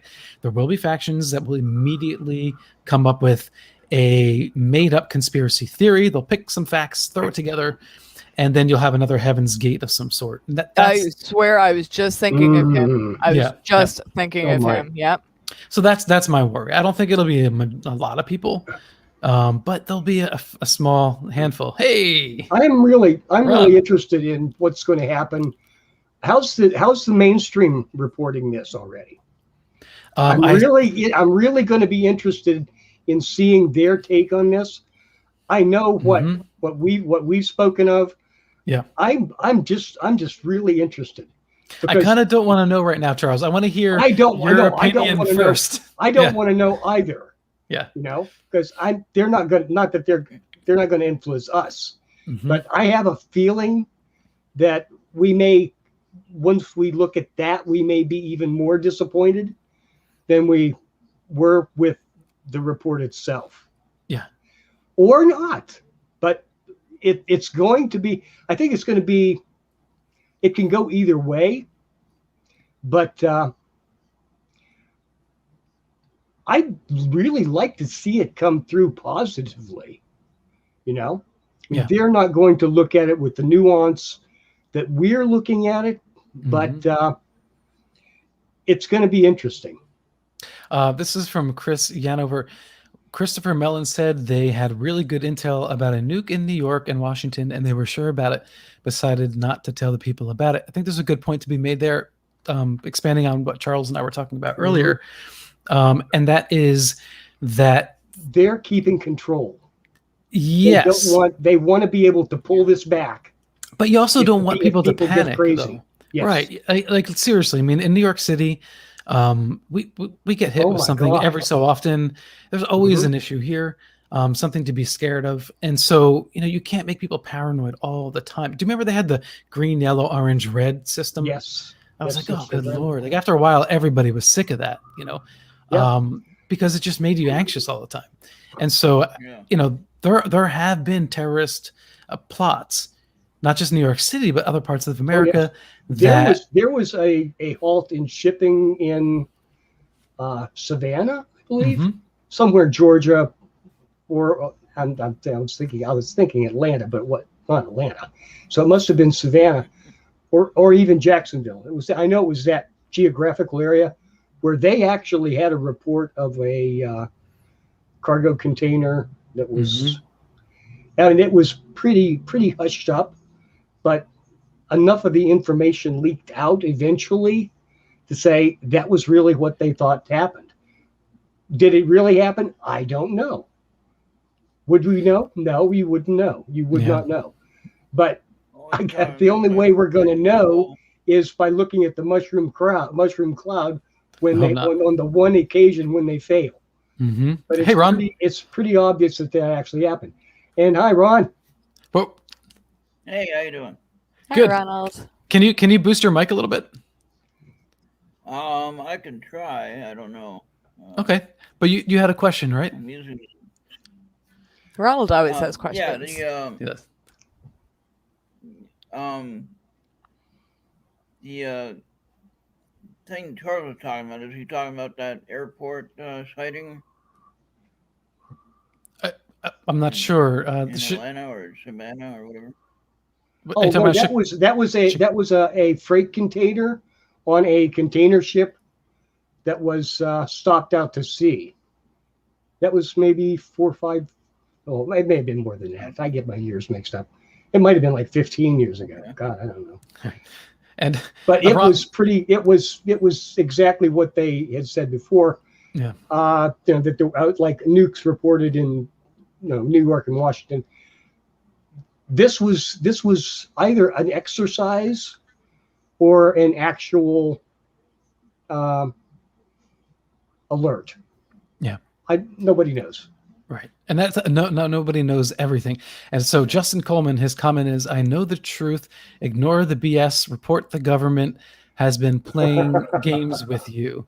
But here's the thing. Like generally they're changing the game. Yes, as a general expression, saying that I know the truth. Basically, he's saying that I know that aliens exist, right? But to say that, how much do we know? There's a lot we don't know. Even if we looked at the evidence and we go, yes, extraterrestrials are the cause of UAPs. They are here. We've talked to so many abductees and experiencers on Paranormal Now and Coffee and UFOs, and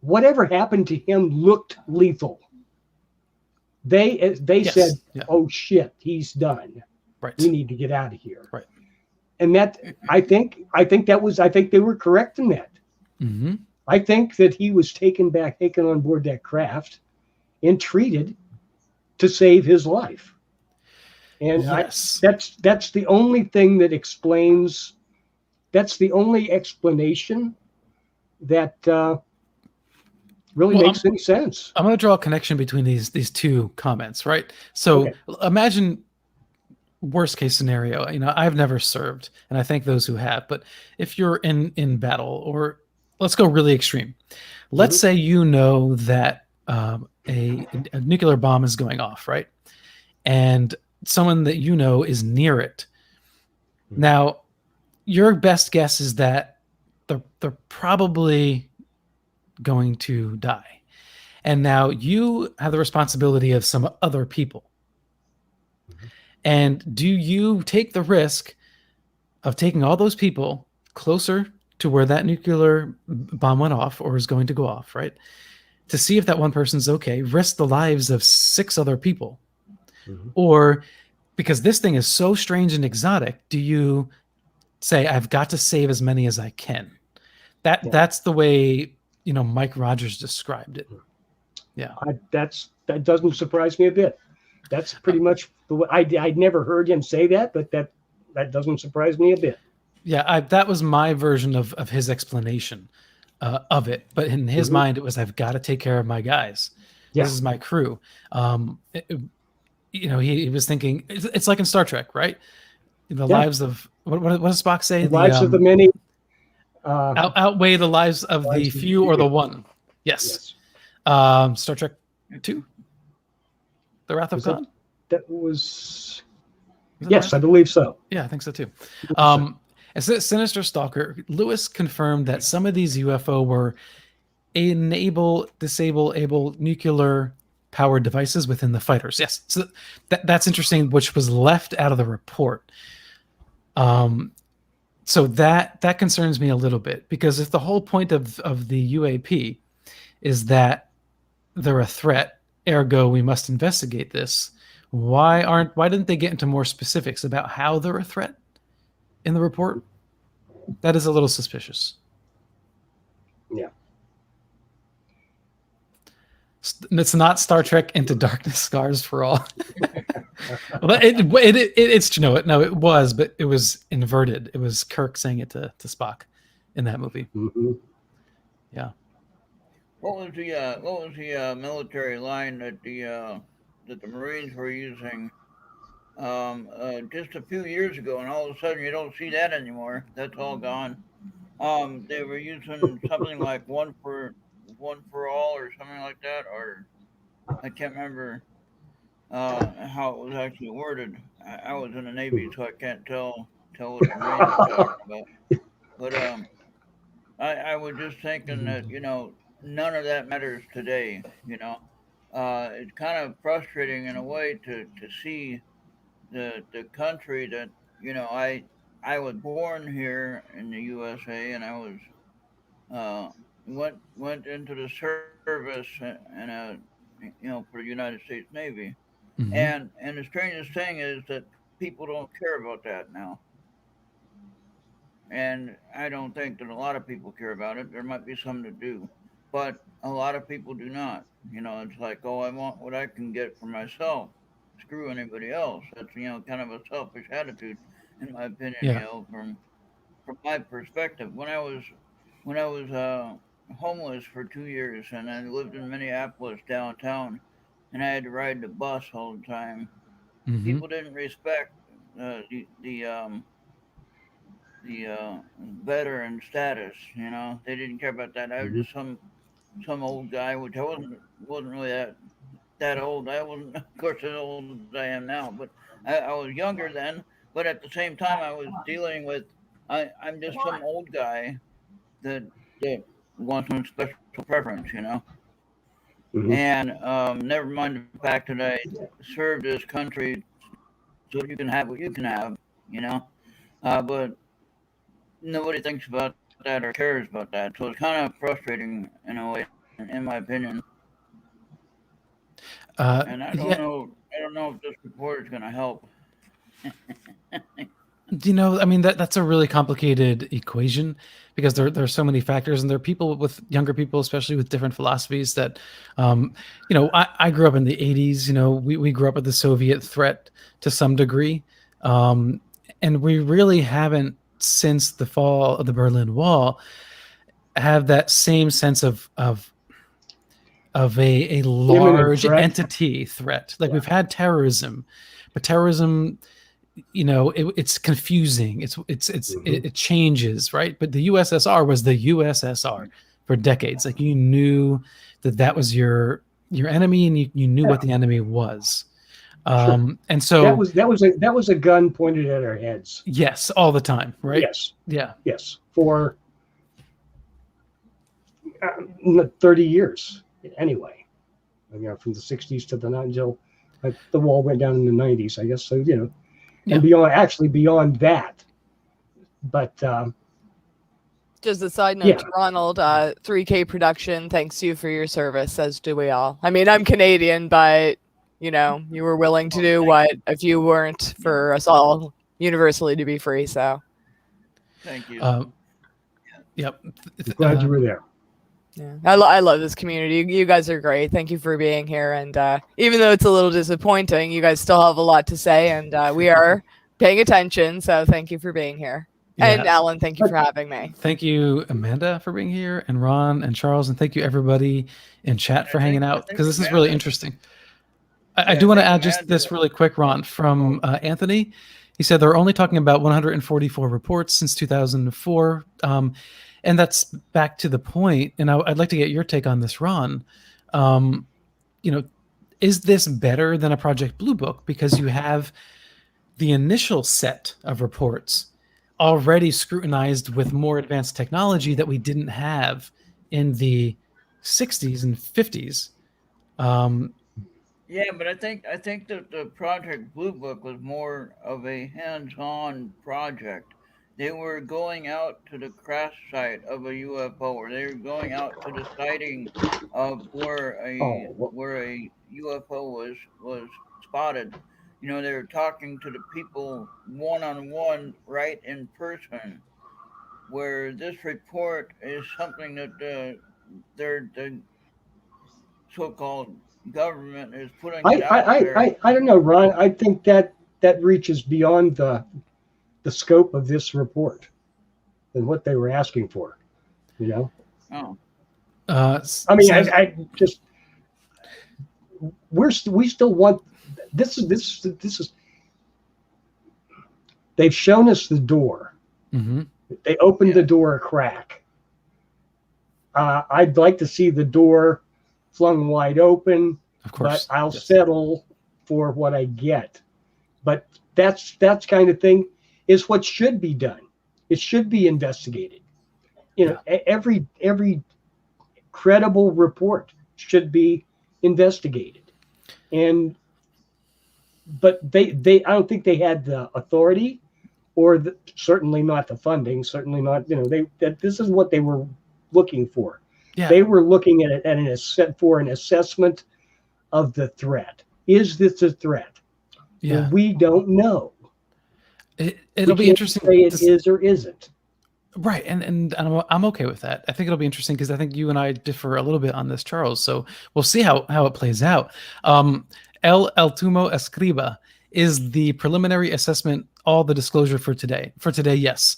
So anyone, if you're listening, when this stream is done, at the very beginning of the stream, I just read start from finish verbatim the entire report. So later on, if you want to just go back, play it in the background and just listen to it, you can do that instead of having to sit there and read through all the pages over and over again. Because I know that I'm going to have to go back through and read it again to get a better assessment as well. Sinister says NBC, NYT, BBC, they're all jumping on this report hard. So we're talking about this without any influence right now from the mainstream media. So it'll be interesting to see what they say after we're done with this. And this kind of show is so needed, no narrative, no agenda being pushed, just, and you don't have to agree with everybody You know, Oh, yeah. until we know, it's all theory. You know, so Yeah, I disagree, Amanda, that you're not on screen with us, and I'd really like to see you. Yes.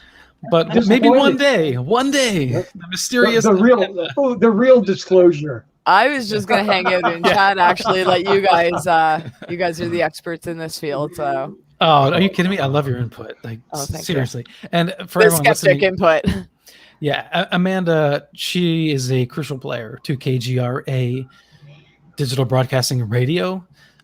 She has helped so many of us of her own accord, with her own time, and she volunteers. And so if you're in the Northeast and you're going to check out the Pine Bush UFO Festival this September, please do so. Amanda, you're going, right, this September? I don't know. We'll have to see about the borders. Oh, yes. Okay, because you're in Canada. That's I'm right. in Canada, yes. We'll have to Have do to see a something- booth some kind that. of- have to do some kind of an operation to get her across. Yeah. We'll hijack a tanker or something. Apparently, the mainstream media is disappointed, just like us. Yeah, I'm mildly disappointed, but at the same time, I'm kind of stoked. I think there's some good stuff in this. Yeah, it depends on what you look at this as. You know, I think you brought me over there. It depends if you look at this as the report, and this is all we're going to get. It's 9 pages. Then it's pretty disappointing. Yeah. But I think this is, like I said, I think this is the bid for service. Mm-hmm. And I hope the government picks up on it, because then they can actually do the work to do the actual report that needs to be done. Comment from the 3K production. I'm mentally frustrated with all the lies and misleading. There's been a lot of whistleblowers from years ago who admitted aliens, UFOs, etc. And yes, that lines up perfectly with Natty's comment, the citizen hearing on UFO disclosure. We've already had when did Stephen Greer start the Disclosure Project? Was the first one 2002? Was it 2002? 2000? Yeah, it was right around that time. 2001, maybe, actually. But it was the first. Wait, it was right after the towers fell. Okay. If I remember, or was it before? So maybe 2002. I'm not sure. So we've had pilots on record. We've had military personnel on record talking about this stuff. The only difference now is that we have the correlation of the videos with the eyewitness accounts, and the pilots are coming out. And again, like, as much as you may like or dislike Lou Elizondo, you know, him coming out of ATIP and getting this ball rolling with To the Stars Academy has made those pilots feel comfortable enough to come out. And that was the straw that broke the camel back. Not because Lou came out of ATIP and said, these things are real. Not because there was an article in the New York Times. It was because included in that, you had Chris Mellon, you had scientists, you had who's the guy at Skunkworks? Oh my gosh, it's slipping me. Anyway, and then you have Navy pilots coming out. That's what tipped this whole conversation in the right direction. Now, do you think that this report is going to affect our viewpoint on, say, some authors that have written some like data books, like Cheryl Costa that has the Desk Reference book? But I hope they bring Cheryl in as a consultant. Yeah, there you go. No, but you're who better? I was thinking, what if Cheryl had only 9 pages to her book? That would mean much of a book now, would it? Yes, but this is what Cheryl and Linda Costa have been talking about. Like, you got to analyze the boring data, and it sounds to me like that's what they're going to start doing. Ron, I don't know if you heard that part of the report when we read it earlier, but they're going to be using software and trying to figure out how to run data efficiently to when they bring all this information from different agencies together. Now, Jay in England did the long-awaited report come out yesterday. It came out today. This afternoon. Late This afternoon, Eastern Standard Time. So it was a few hours ago, and right now it's 7:34 p.m. In New York City, Eastern Standard Time. Just so you know, Jay's in England. I wonder if there's any way to find out how many times this has been accessed today. Wouldn't that be an interesting number to have on your? What I think that'll be interesting. Yes, we might be able to find that from Google Analytics later. Yeah. Like how many times that has been downloaded? Yeah. I am sure it's a bigger number than we think. Mhm. I mean, Well, most people would think, oh, it's just another file. It's 100,000 downloads will probably be a lot. Yeah. Your average day-to-day file. Well, I think this will be in the millions, maybe even the tens of millions of downloads. if it's true that up until recently, Europe in general and other countries haven't paid too much attention to the UAP task force reports, I think they will now. I think this will get global traction as far as reports, and then a heck of a lot of people are going to download this report. And again, this is a global phenomena. This isn't just happening to the United States Navy. So everybody should have some. This is a blueprint. This is a blueprint for how it's going to be handled in the United States. Yes, in the United States, not globally, but maybe this will be the beginning of us taking the lead globally, where not only do we share information interagency here, as opposed to totally ignoring it, which is what's been done since the end of Blue Book. in in 1969. You know, so I will accept it as good for the good that it's going to do. Of course, I expected. I really hope for something significant, you know, something really groundbreaking. I didn't get it. But then again, looking a little bit deeper, it is significant. Amanda, what do you think about this question here from Tip BHVZ? Hi guys, other countries like China and Russia have the same sightings. Do you think they will respond to this and share the same phenomena? Or same, I'm guessing, data or information? Like being from Canada, what is it like there? Well, I mean, no, and this isn't even really a Canadian opinion. This is just kind of what I've seen in the ufology community. And again, I am not in it. I am not an expert. I don't follow this kind of stuff. But it seems like there are a lot of greedy people out there. Like if one person gets a story, they kind of keep it to themselves as an exclusive. And if we're all looking for the same answers, I don't understand why it's not readily shared. Like, I mean, I get, you know, people want to make movies or sell a book. I get the exclusive. I get it. But I don't know. They might. I think whoever releases it, what they release is going to be for their own means. It's not going to be, you know, because we deserve to know or it's going to benefit humanity. I mean, I'm a skeptic with a lot of things. You know, I think the media runs the world. I think this report, you know, is as official as if you heard it on any of the big media outlets, which, again, I mean, they lie about everything else. Why is this going to be any different? But again, I'm sorry, I'm biased. That's just my opinion. So No, I'm with you. So Jason Aragoni says someone just needs to leak the classified annex of this report. You know, there are leakers on occasion in the government. Why should this be off limits to leaking, right?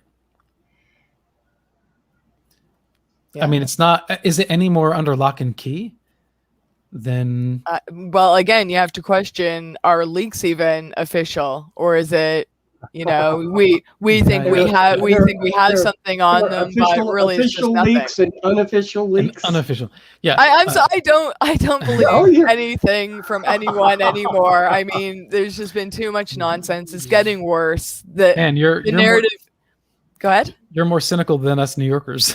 No, the narrative is just being pushed harder daily than I've ever seen in my life, and they've pulled some shady stuff in the past. So I do. For the last 18 months, I feel like I'm in the Twilight Zone. I think most people would agree. And, Yeah. there's something off. This for Kenneth Pass. The government and the military are pissing on us and don't even have the common courtesy to call it rain. Thanks, Kenneth. I think yes, Yeah. there is something true, but here's where I think I differ. Oh, your sound just cut, Alan. Uh-oh. Charles, can you say something? Okay. Hey, did Okay, I Oh, hear no, Charles. No, we I hear lost me still for a second. working. Okay, we're back, Alan. You're good. Yeah, so the people running the task force are not necessarily the same people that have been putting up the firewall for decades, right? So they might have a motive of their own and Well, try to and if work we were around the reading systems that have into been it, built. right, if we were reading into it correctly, Alan, Mhm. I think we were thinking that possibly the people who did the assessment are completely out of the loop. They're not clued in. They're not at the top of the food chain, you know?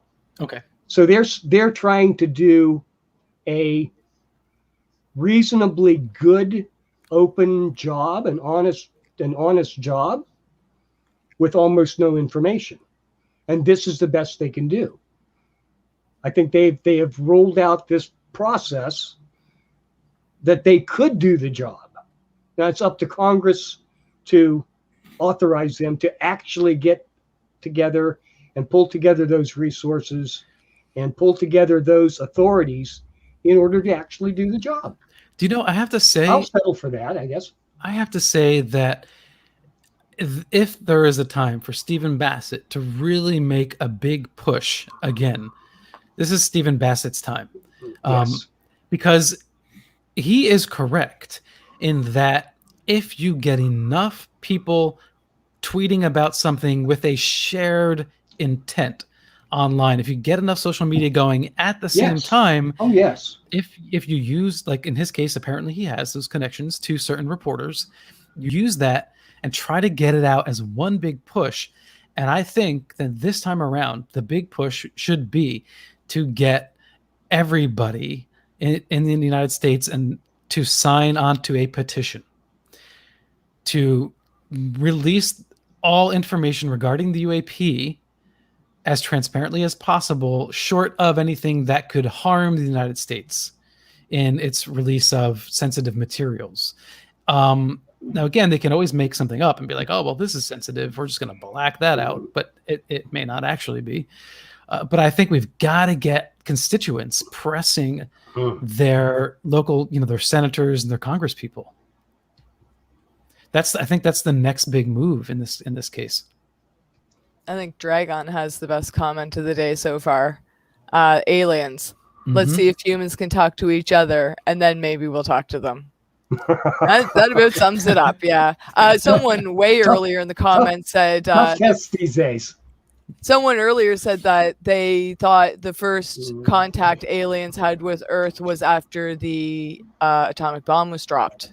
Yeah, I've heard that theory before. I don't know how much credibility anyone puts into it, but that's from Twin Peaks. Is it? The third series, the revival in 2017. David Lynch, Showtime gave him a limited series, and that's, if you remember the evil character Bob in the original Twin Peaks. Yeah. When the first atomic bomb went off, the test, I think it was little boy. That's when Bob was born, and David Lynch ties in this Bob demonic entity, whatever you want to call it, to Project Blue Book in the series.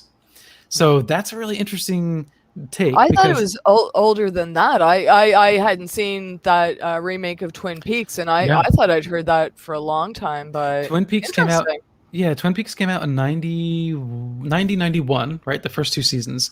And then the revival season was in 2017, I think. See, I read the book and saw the movie, and I saw the first series, but it was so long ago, I don't remember anything from it. But wait, hold on one second, guys. Hold on. Yep. All right. Charles, take it away. Ronald thinks he's gone, but I still see you. Ronald, can you hear us? Yep. I can hear you. Can you hear me? Well, we can hear you. We hear you, and we see you. Oh, good. You know, Smile at the camera. If everybody has Twitter, I just came up with a hashtag. We'll see what we can see if we can come up with a better one. Investigate UAPs. Yeah. We want a real investigation. We don't want That this. would be easily This isn't printable. enough. All right, guys. No? Coffee, UFOs. Back. Good. I'm there we jealous go. now. I'm It's all gonna coming I'm together. gonna have to make a run for the kitchen here pretty soon. Yeah. Oh yeah. Or the bathroom.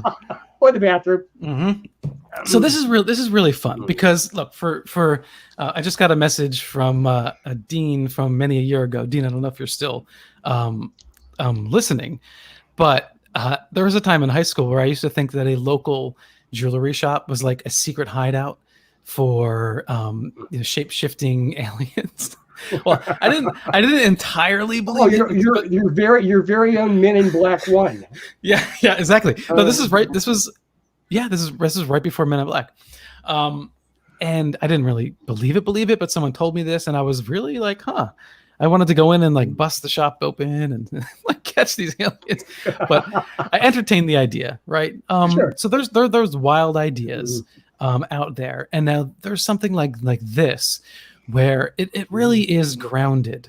Like, I know you want them to come out and just give it to you all straight, but this really is a movement in the right direction, because if you are going to have disclosure, like we've all said, like you've got to warm the people up, right? So, but that's not just through extraterrestrials in movies.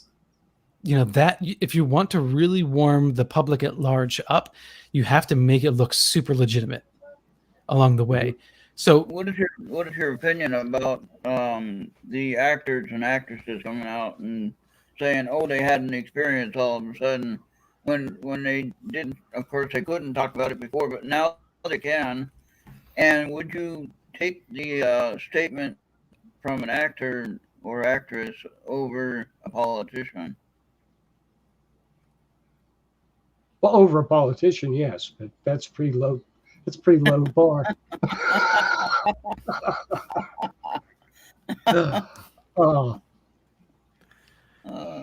well, I don't know. I don't know that society at all. I don't know whether they would be.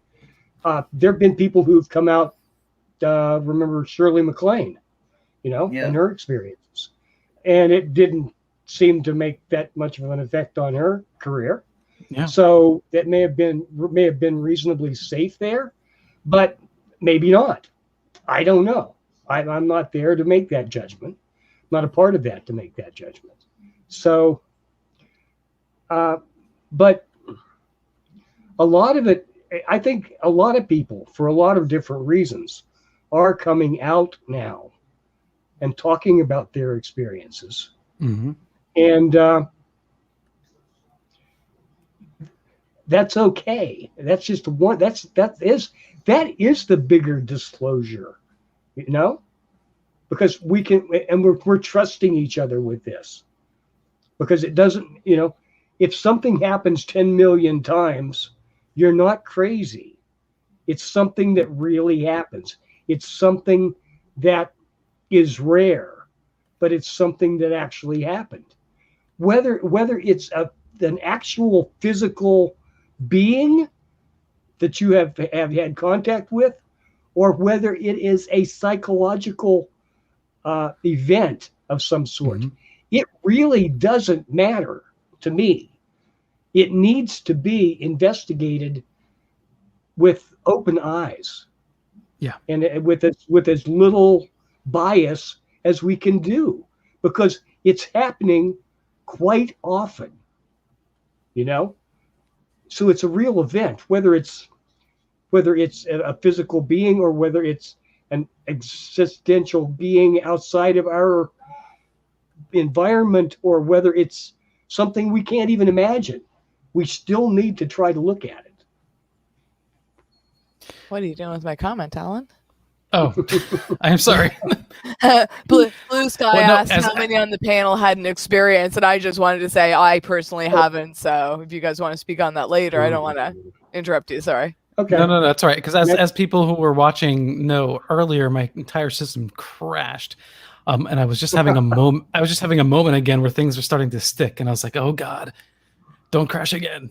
When we talk about this stuff, whenever we talk about this stuff, it doesn't matter where we are, have Mhm. something that goes wrong. But So I'll to go shift, first. I don't think I've Yeah. had any UFO experience. I've had some experiences, but the ones that I understand and remember clearly, Mhm. it was not a UFO experience. Well, I like this honest comment here from Scars for All. I'm very skeptical, but I can't say I'm certain, to be honest. And I think that's a Yeah. healthy place to be. Sure. Um, It's hard to put your bias away. We all Yes. have a bias, whether we want to admit it or not. We're Mhm. biased in anything because it's our experience, colored by our experience as Sure. individuals. Yes. So that's okay. But don't think that's going to apply to everybody because it is your bias. It reflects the experience of your life. And Well, just that's to a part of what it is too. wrap it up here a little bit, guys, I just want to shift gears. So let's talk about those little bit more of those outside cases. So in the Phenomena James Fox movie, he went back Mhm. and uncovered, as it were, or reintroduced the Zimbabwe school case, Mhm. and I think it was in Yes. '95, where you had a multitude of children from different perspectives had witnessed some craft land and actually alien beings communicating with them. And these children were interviewed in real time shortly after the event took place, and they were interviewed separately. They told amazing stories about these beings that had communicated with them.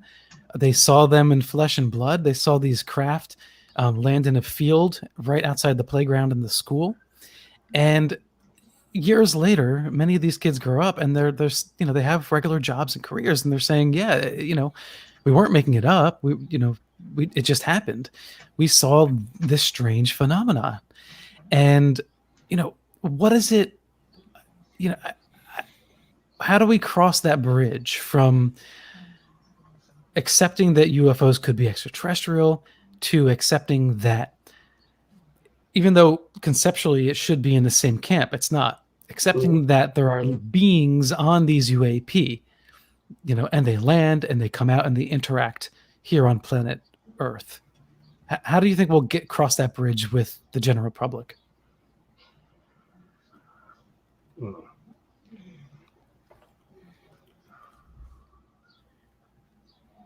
I don't know. That's a tough question. It's going to have to be.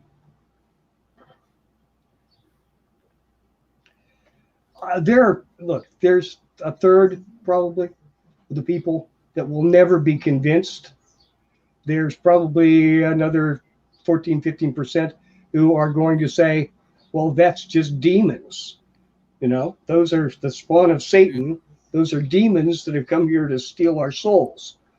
And if you take those ironclad realists and the other side away, that still leaves maybe 60% of us that are convincible, because either we have had an experience or had a similar experience, or have had, or who are just willing to look at the evidence. The tens of millions of 10 million people putting their credibility at stake to make a statement means something. I don't know how much it means. It's not like you were handing over 10 million alien bodies. It's not the same thing there, but it means something. It's not a mass.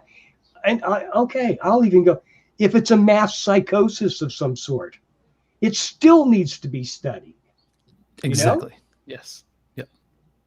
Ron, you've had paranormal experience as well, and I know on AJ's show you were talking about, on KGRA, you were talking about how you're trying to develop some of those abilities. Do you think that there's a place where we can reinstitute experimenting with psychic investigation like we had once done in the 70s and the 80s? Yeah, I think if we again, again, that's a subject that's opening up now because we're in a more free state, so to speak, as far as being able to share our views and our thoughts.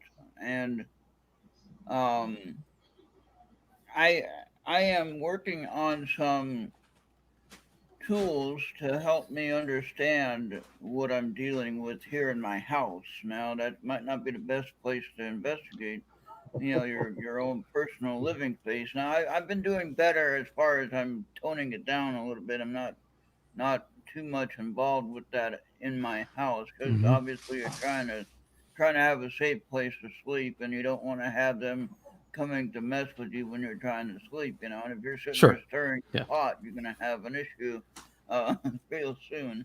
And I understand that part of it, and that's what both Maria and Carol and a few others have tried to talk to me about not investigating your own house. Have someone else, if you want someone else to come in and Hmm. take a look and do that. But take your investigation out away from your house, and then you don't attract the the forces that at work to interfere inside of the house. Yeah. And I think I Well, I look at understand that that as if you completely, and I'm working on that. So, guys, I'm going to if you wrap it up investigate here. outside your house, then there's the chance you'll bring something back with you. But there's At always least that if you're chance. Maybe. Yeah. Well, I thank you Alan. all for joining, Charles, Ron, Amanda. Thank you for Charles holding the ship down initially with Amanda and Bill when the computer Hey. crashed. So I appreciate that. I thought this was going to be about 20 minutes. Wow. Me wait, too. This Yeah. was a great Yeah. conversation. I know. I hope everyone listening enjoyed. We Yeah. found plenty to talk about. We did. All right. Thank you all. Thank you. For everybody listening. If you want to follow me on Instagram, you can do that at Paranormal Now or on Twitter at Paranormal_Now. All right. That's it for this edition of, I guess, Coffee and UFOs. All right. Thank you, man. Take care, guys. All right. Thanks. Have a good night.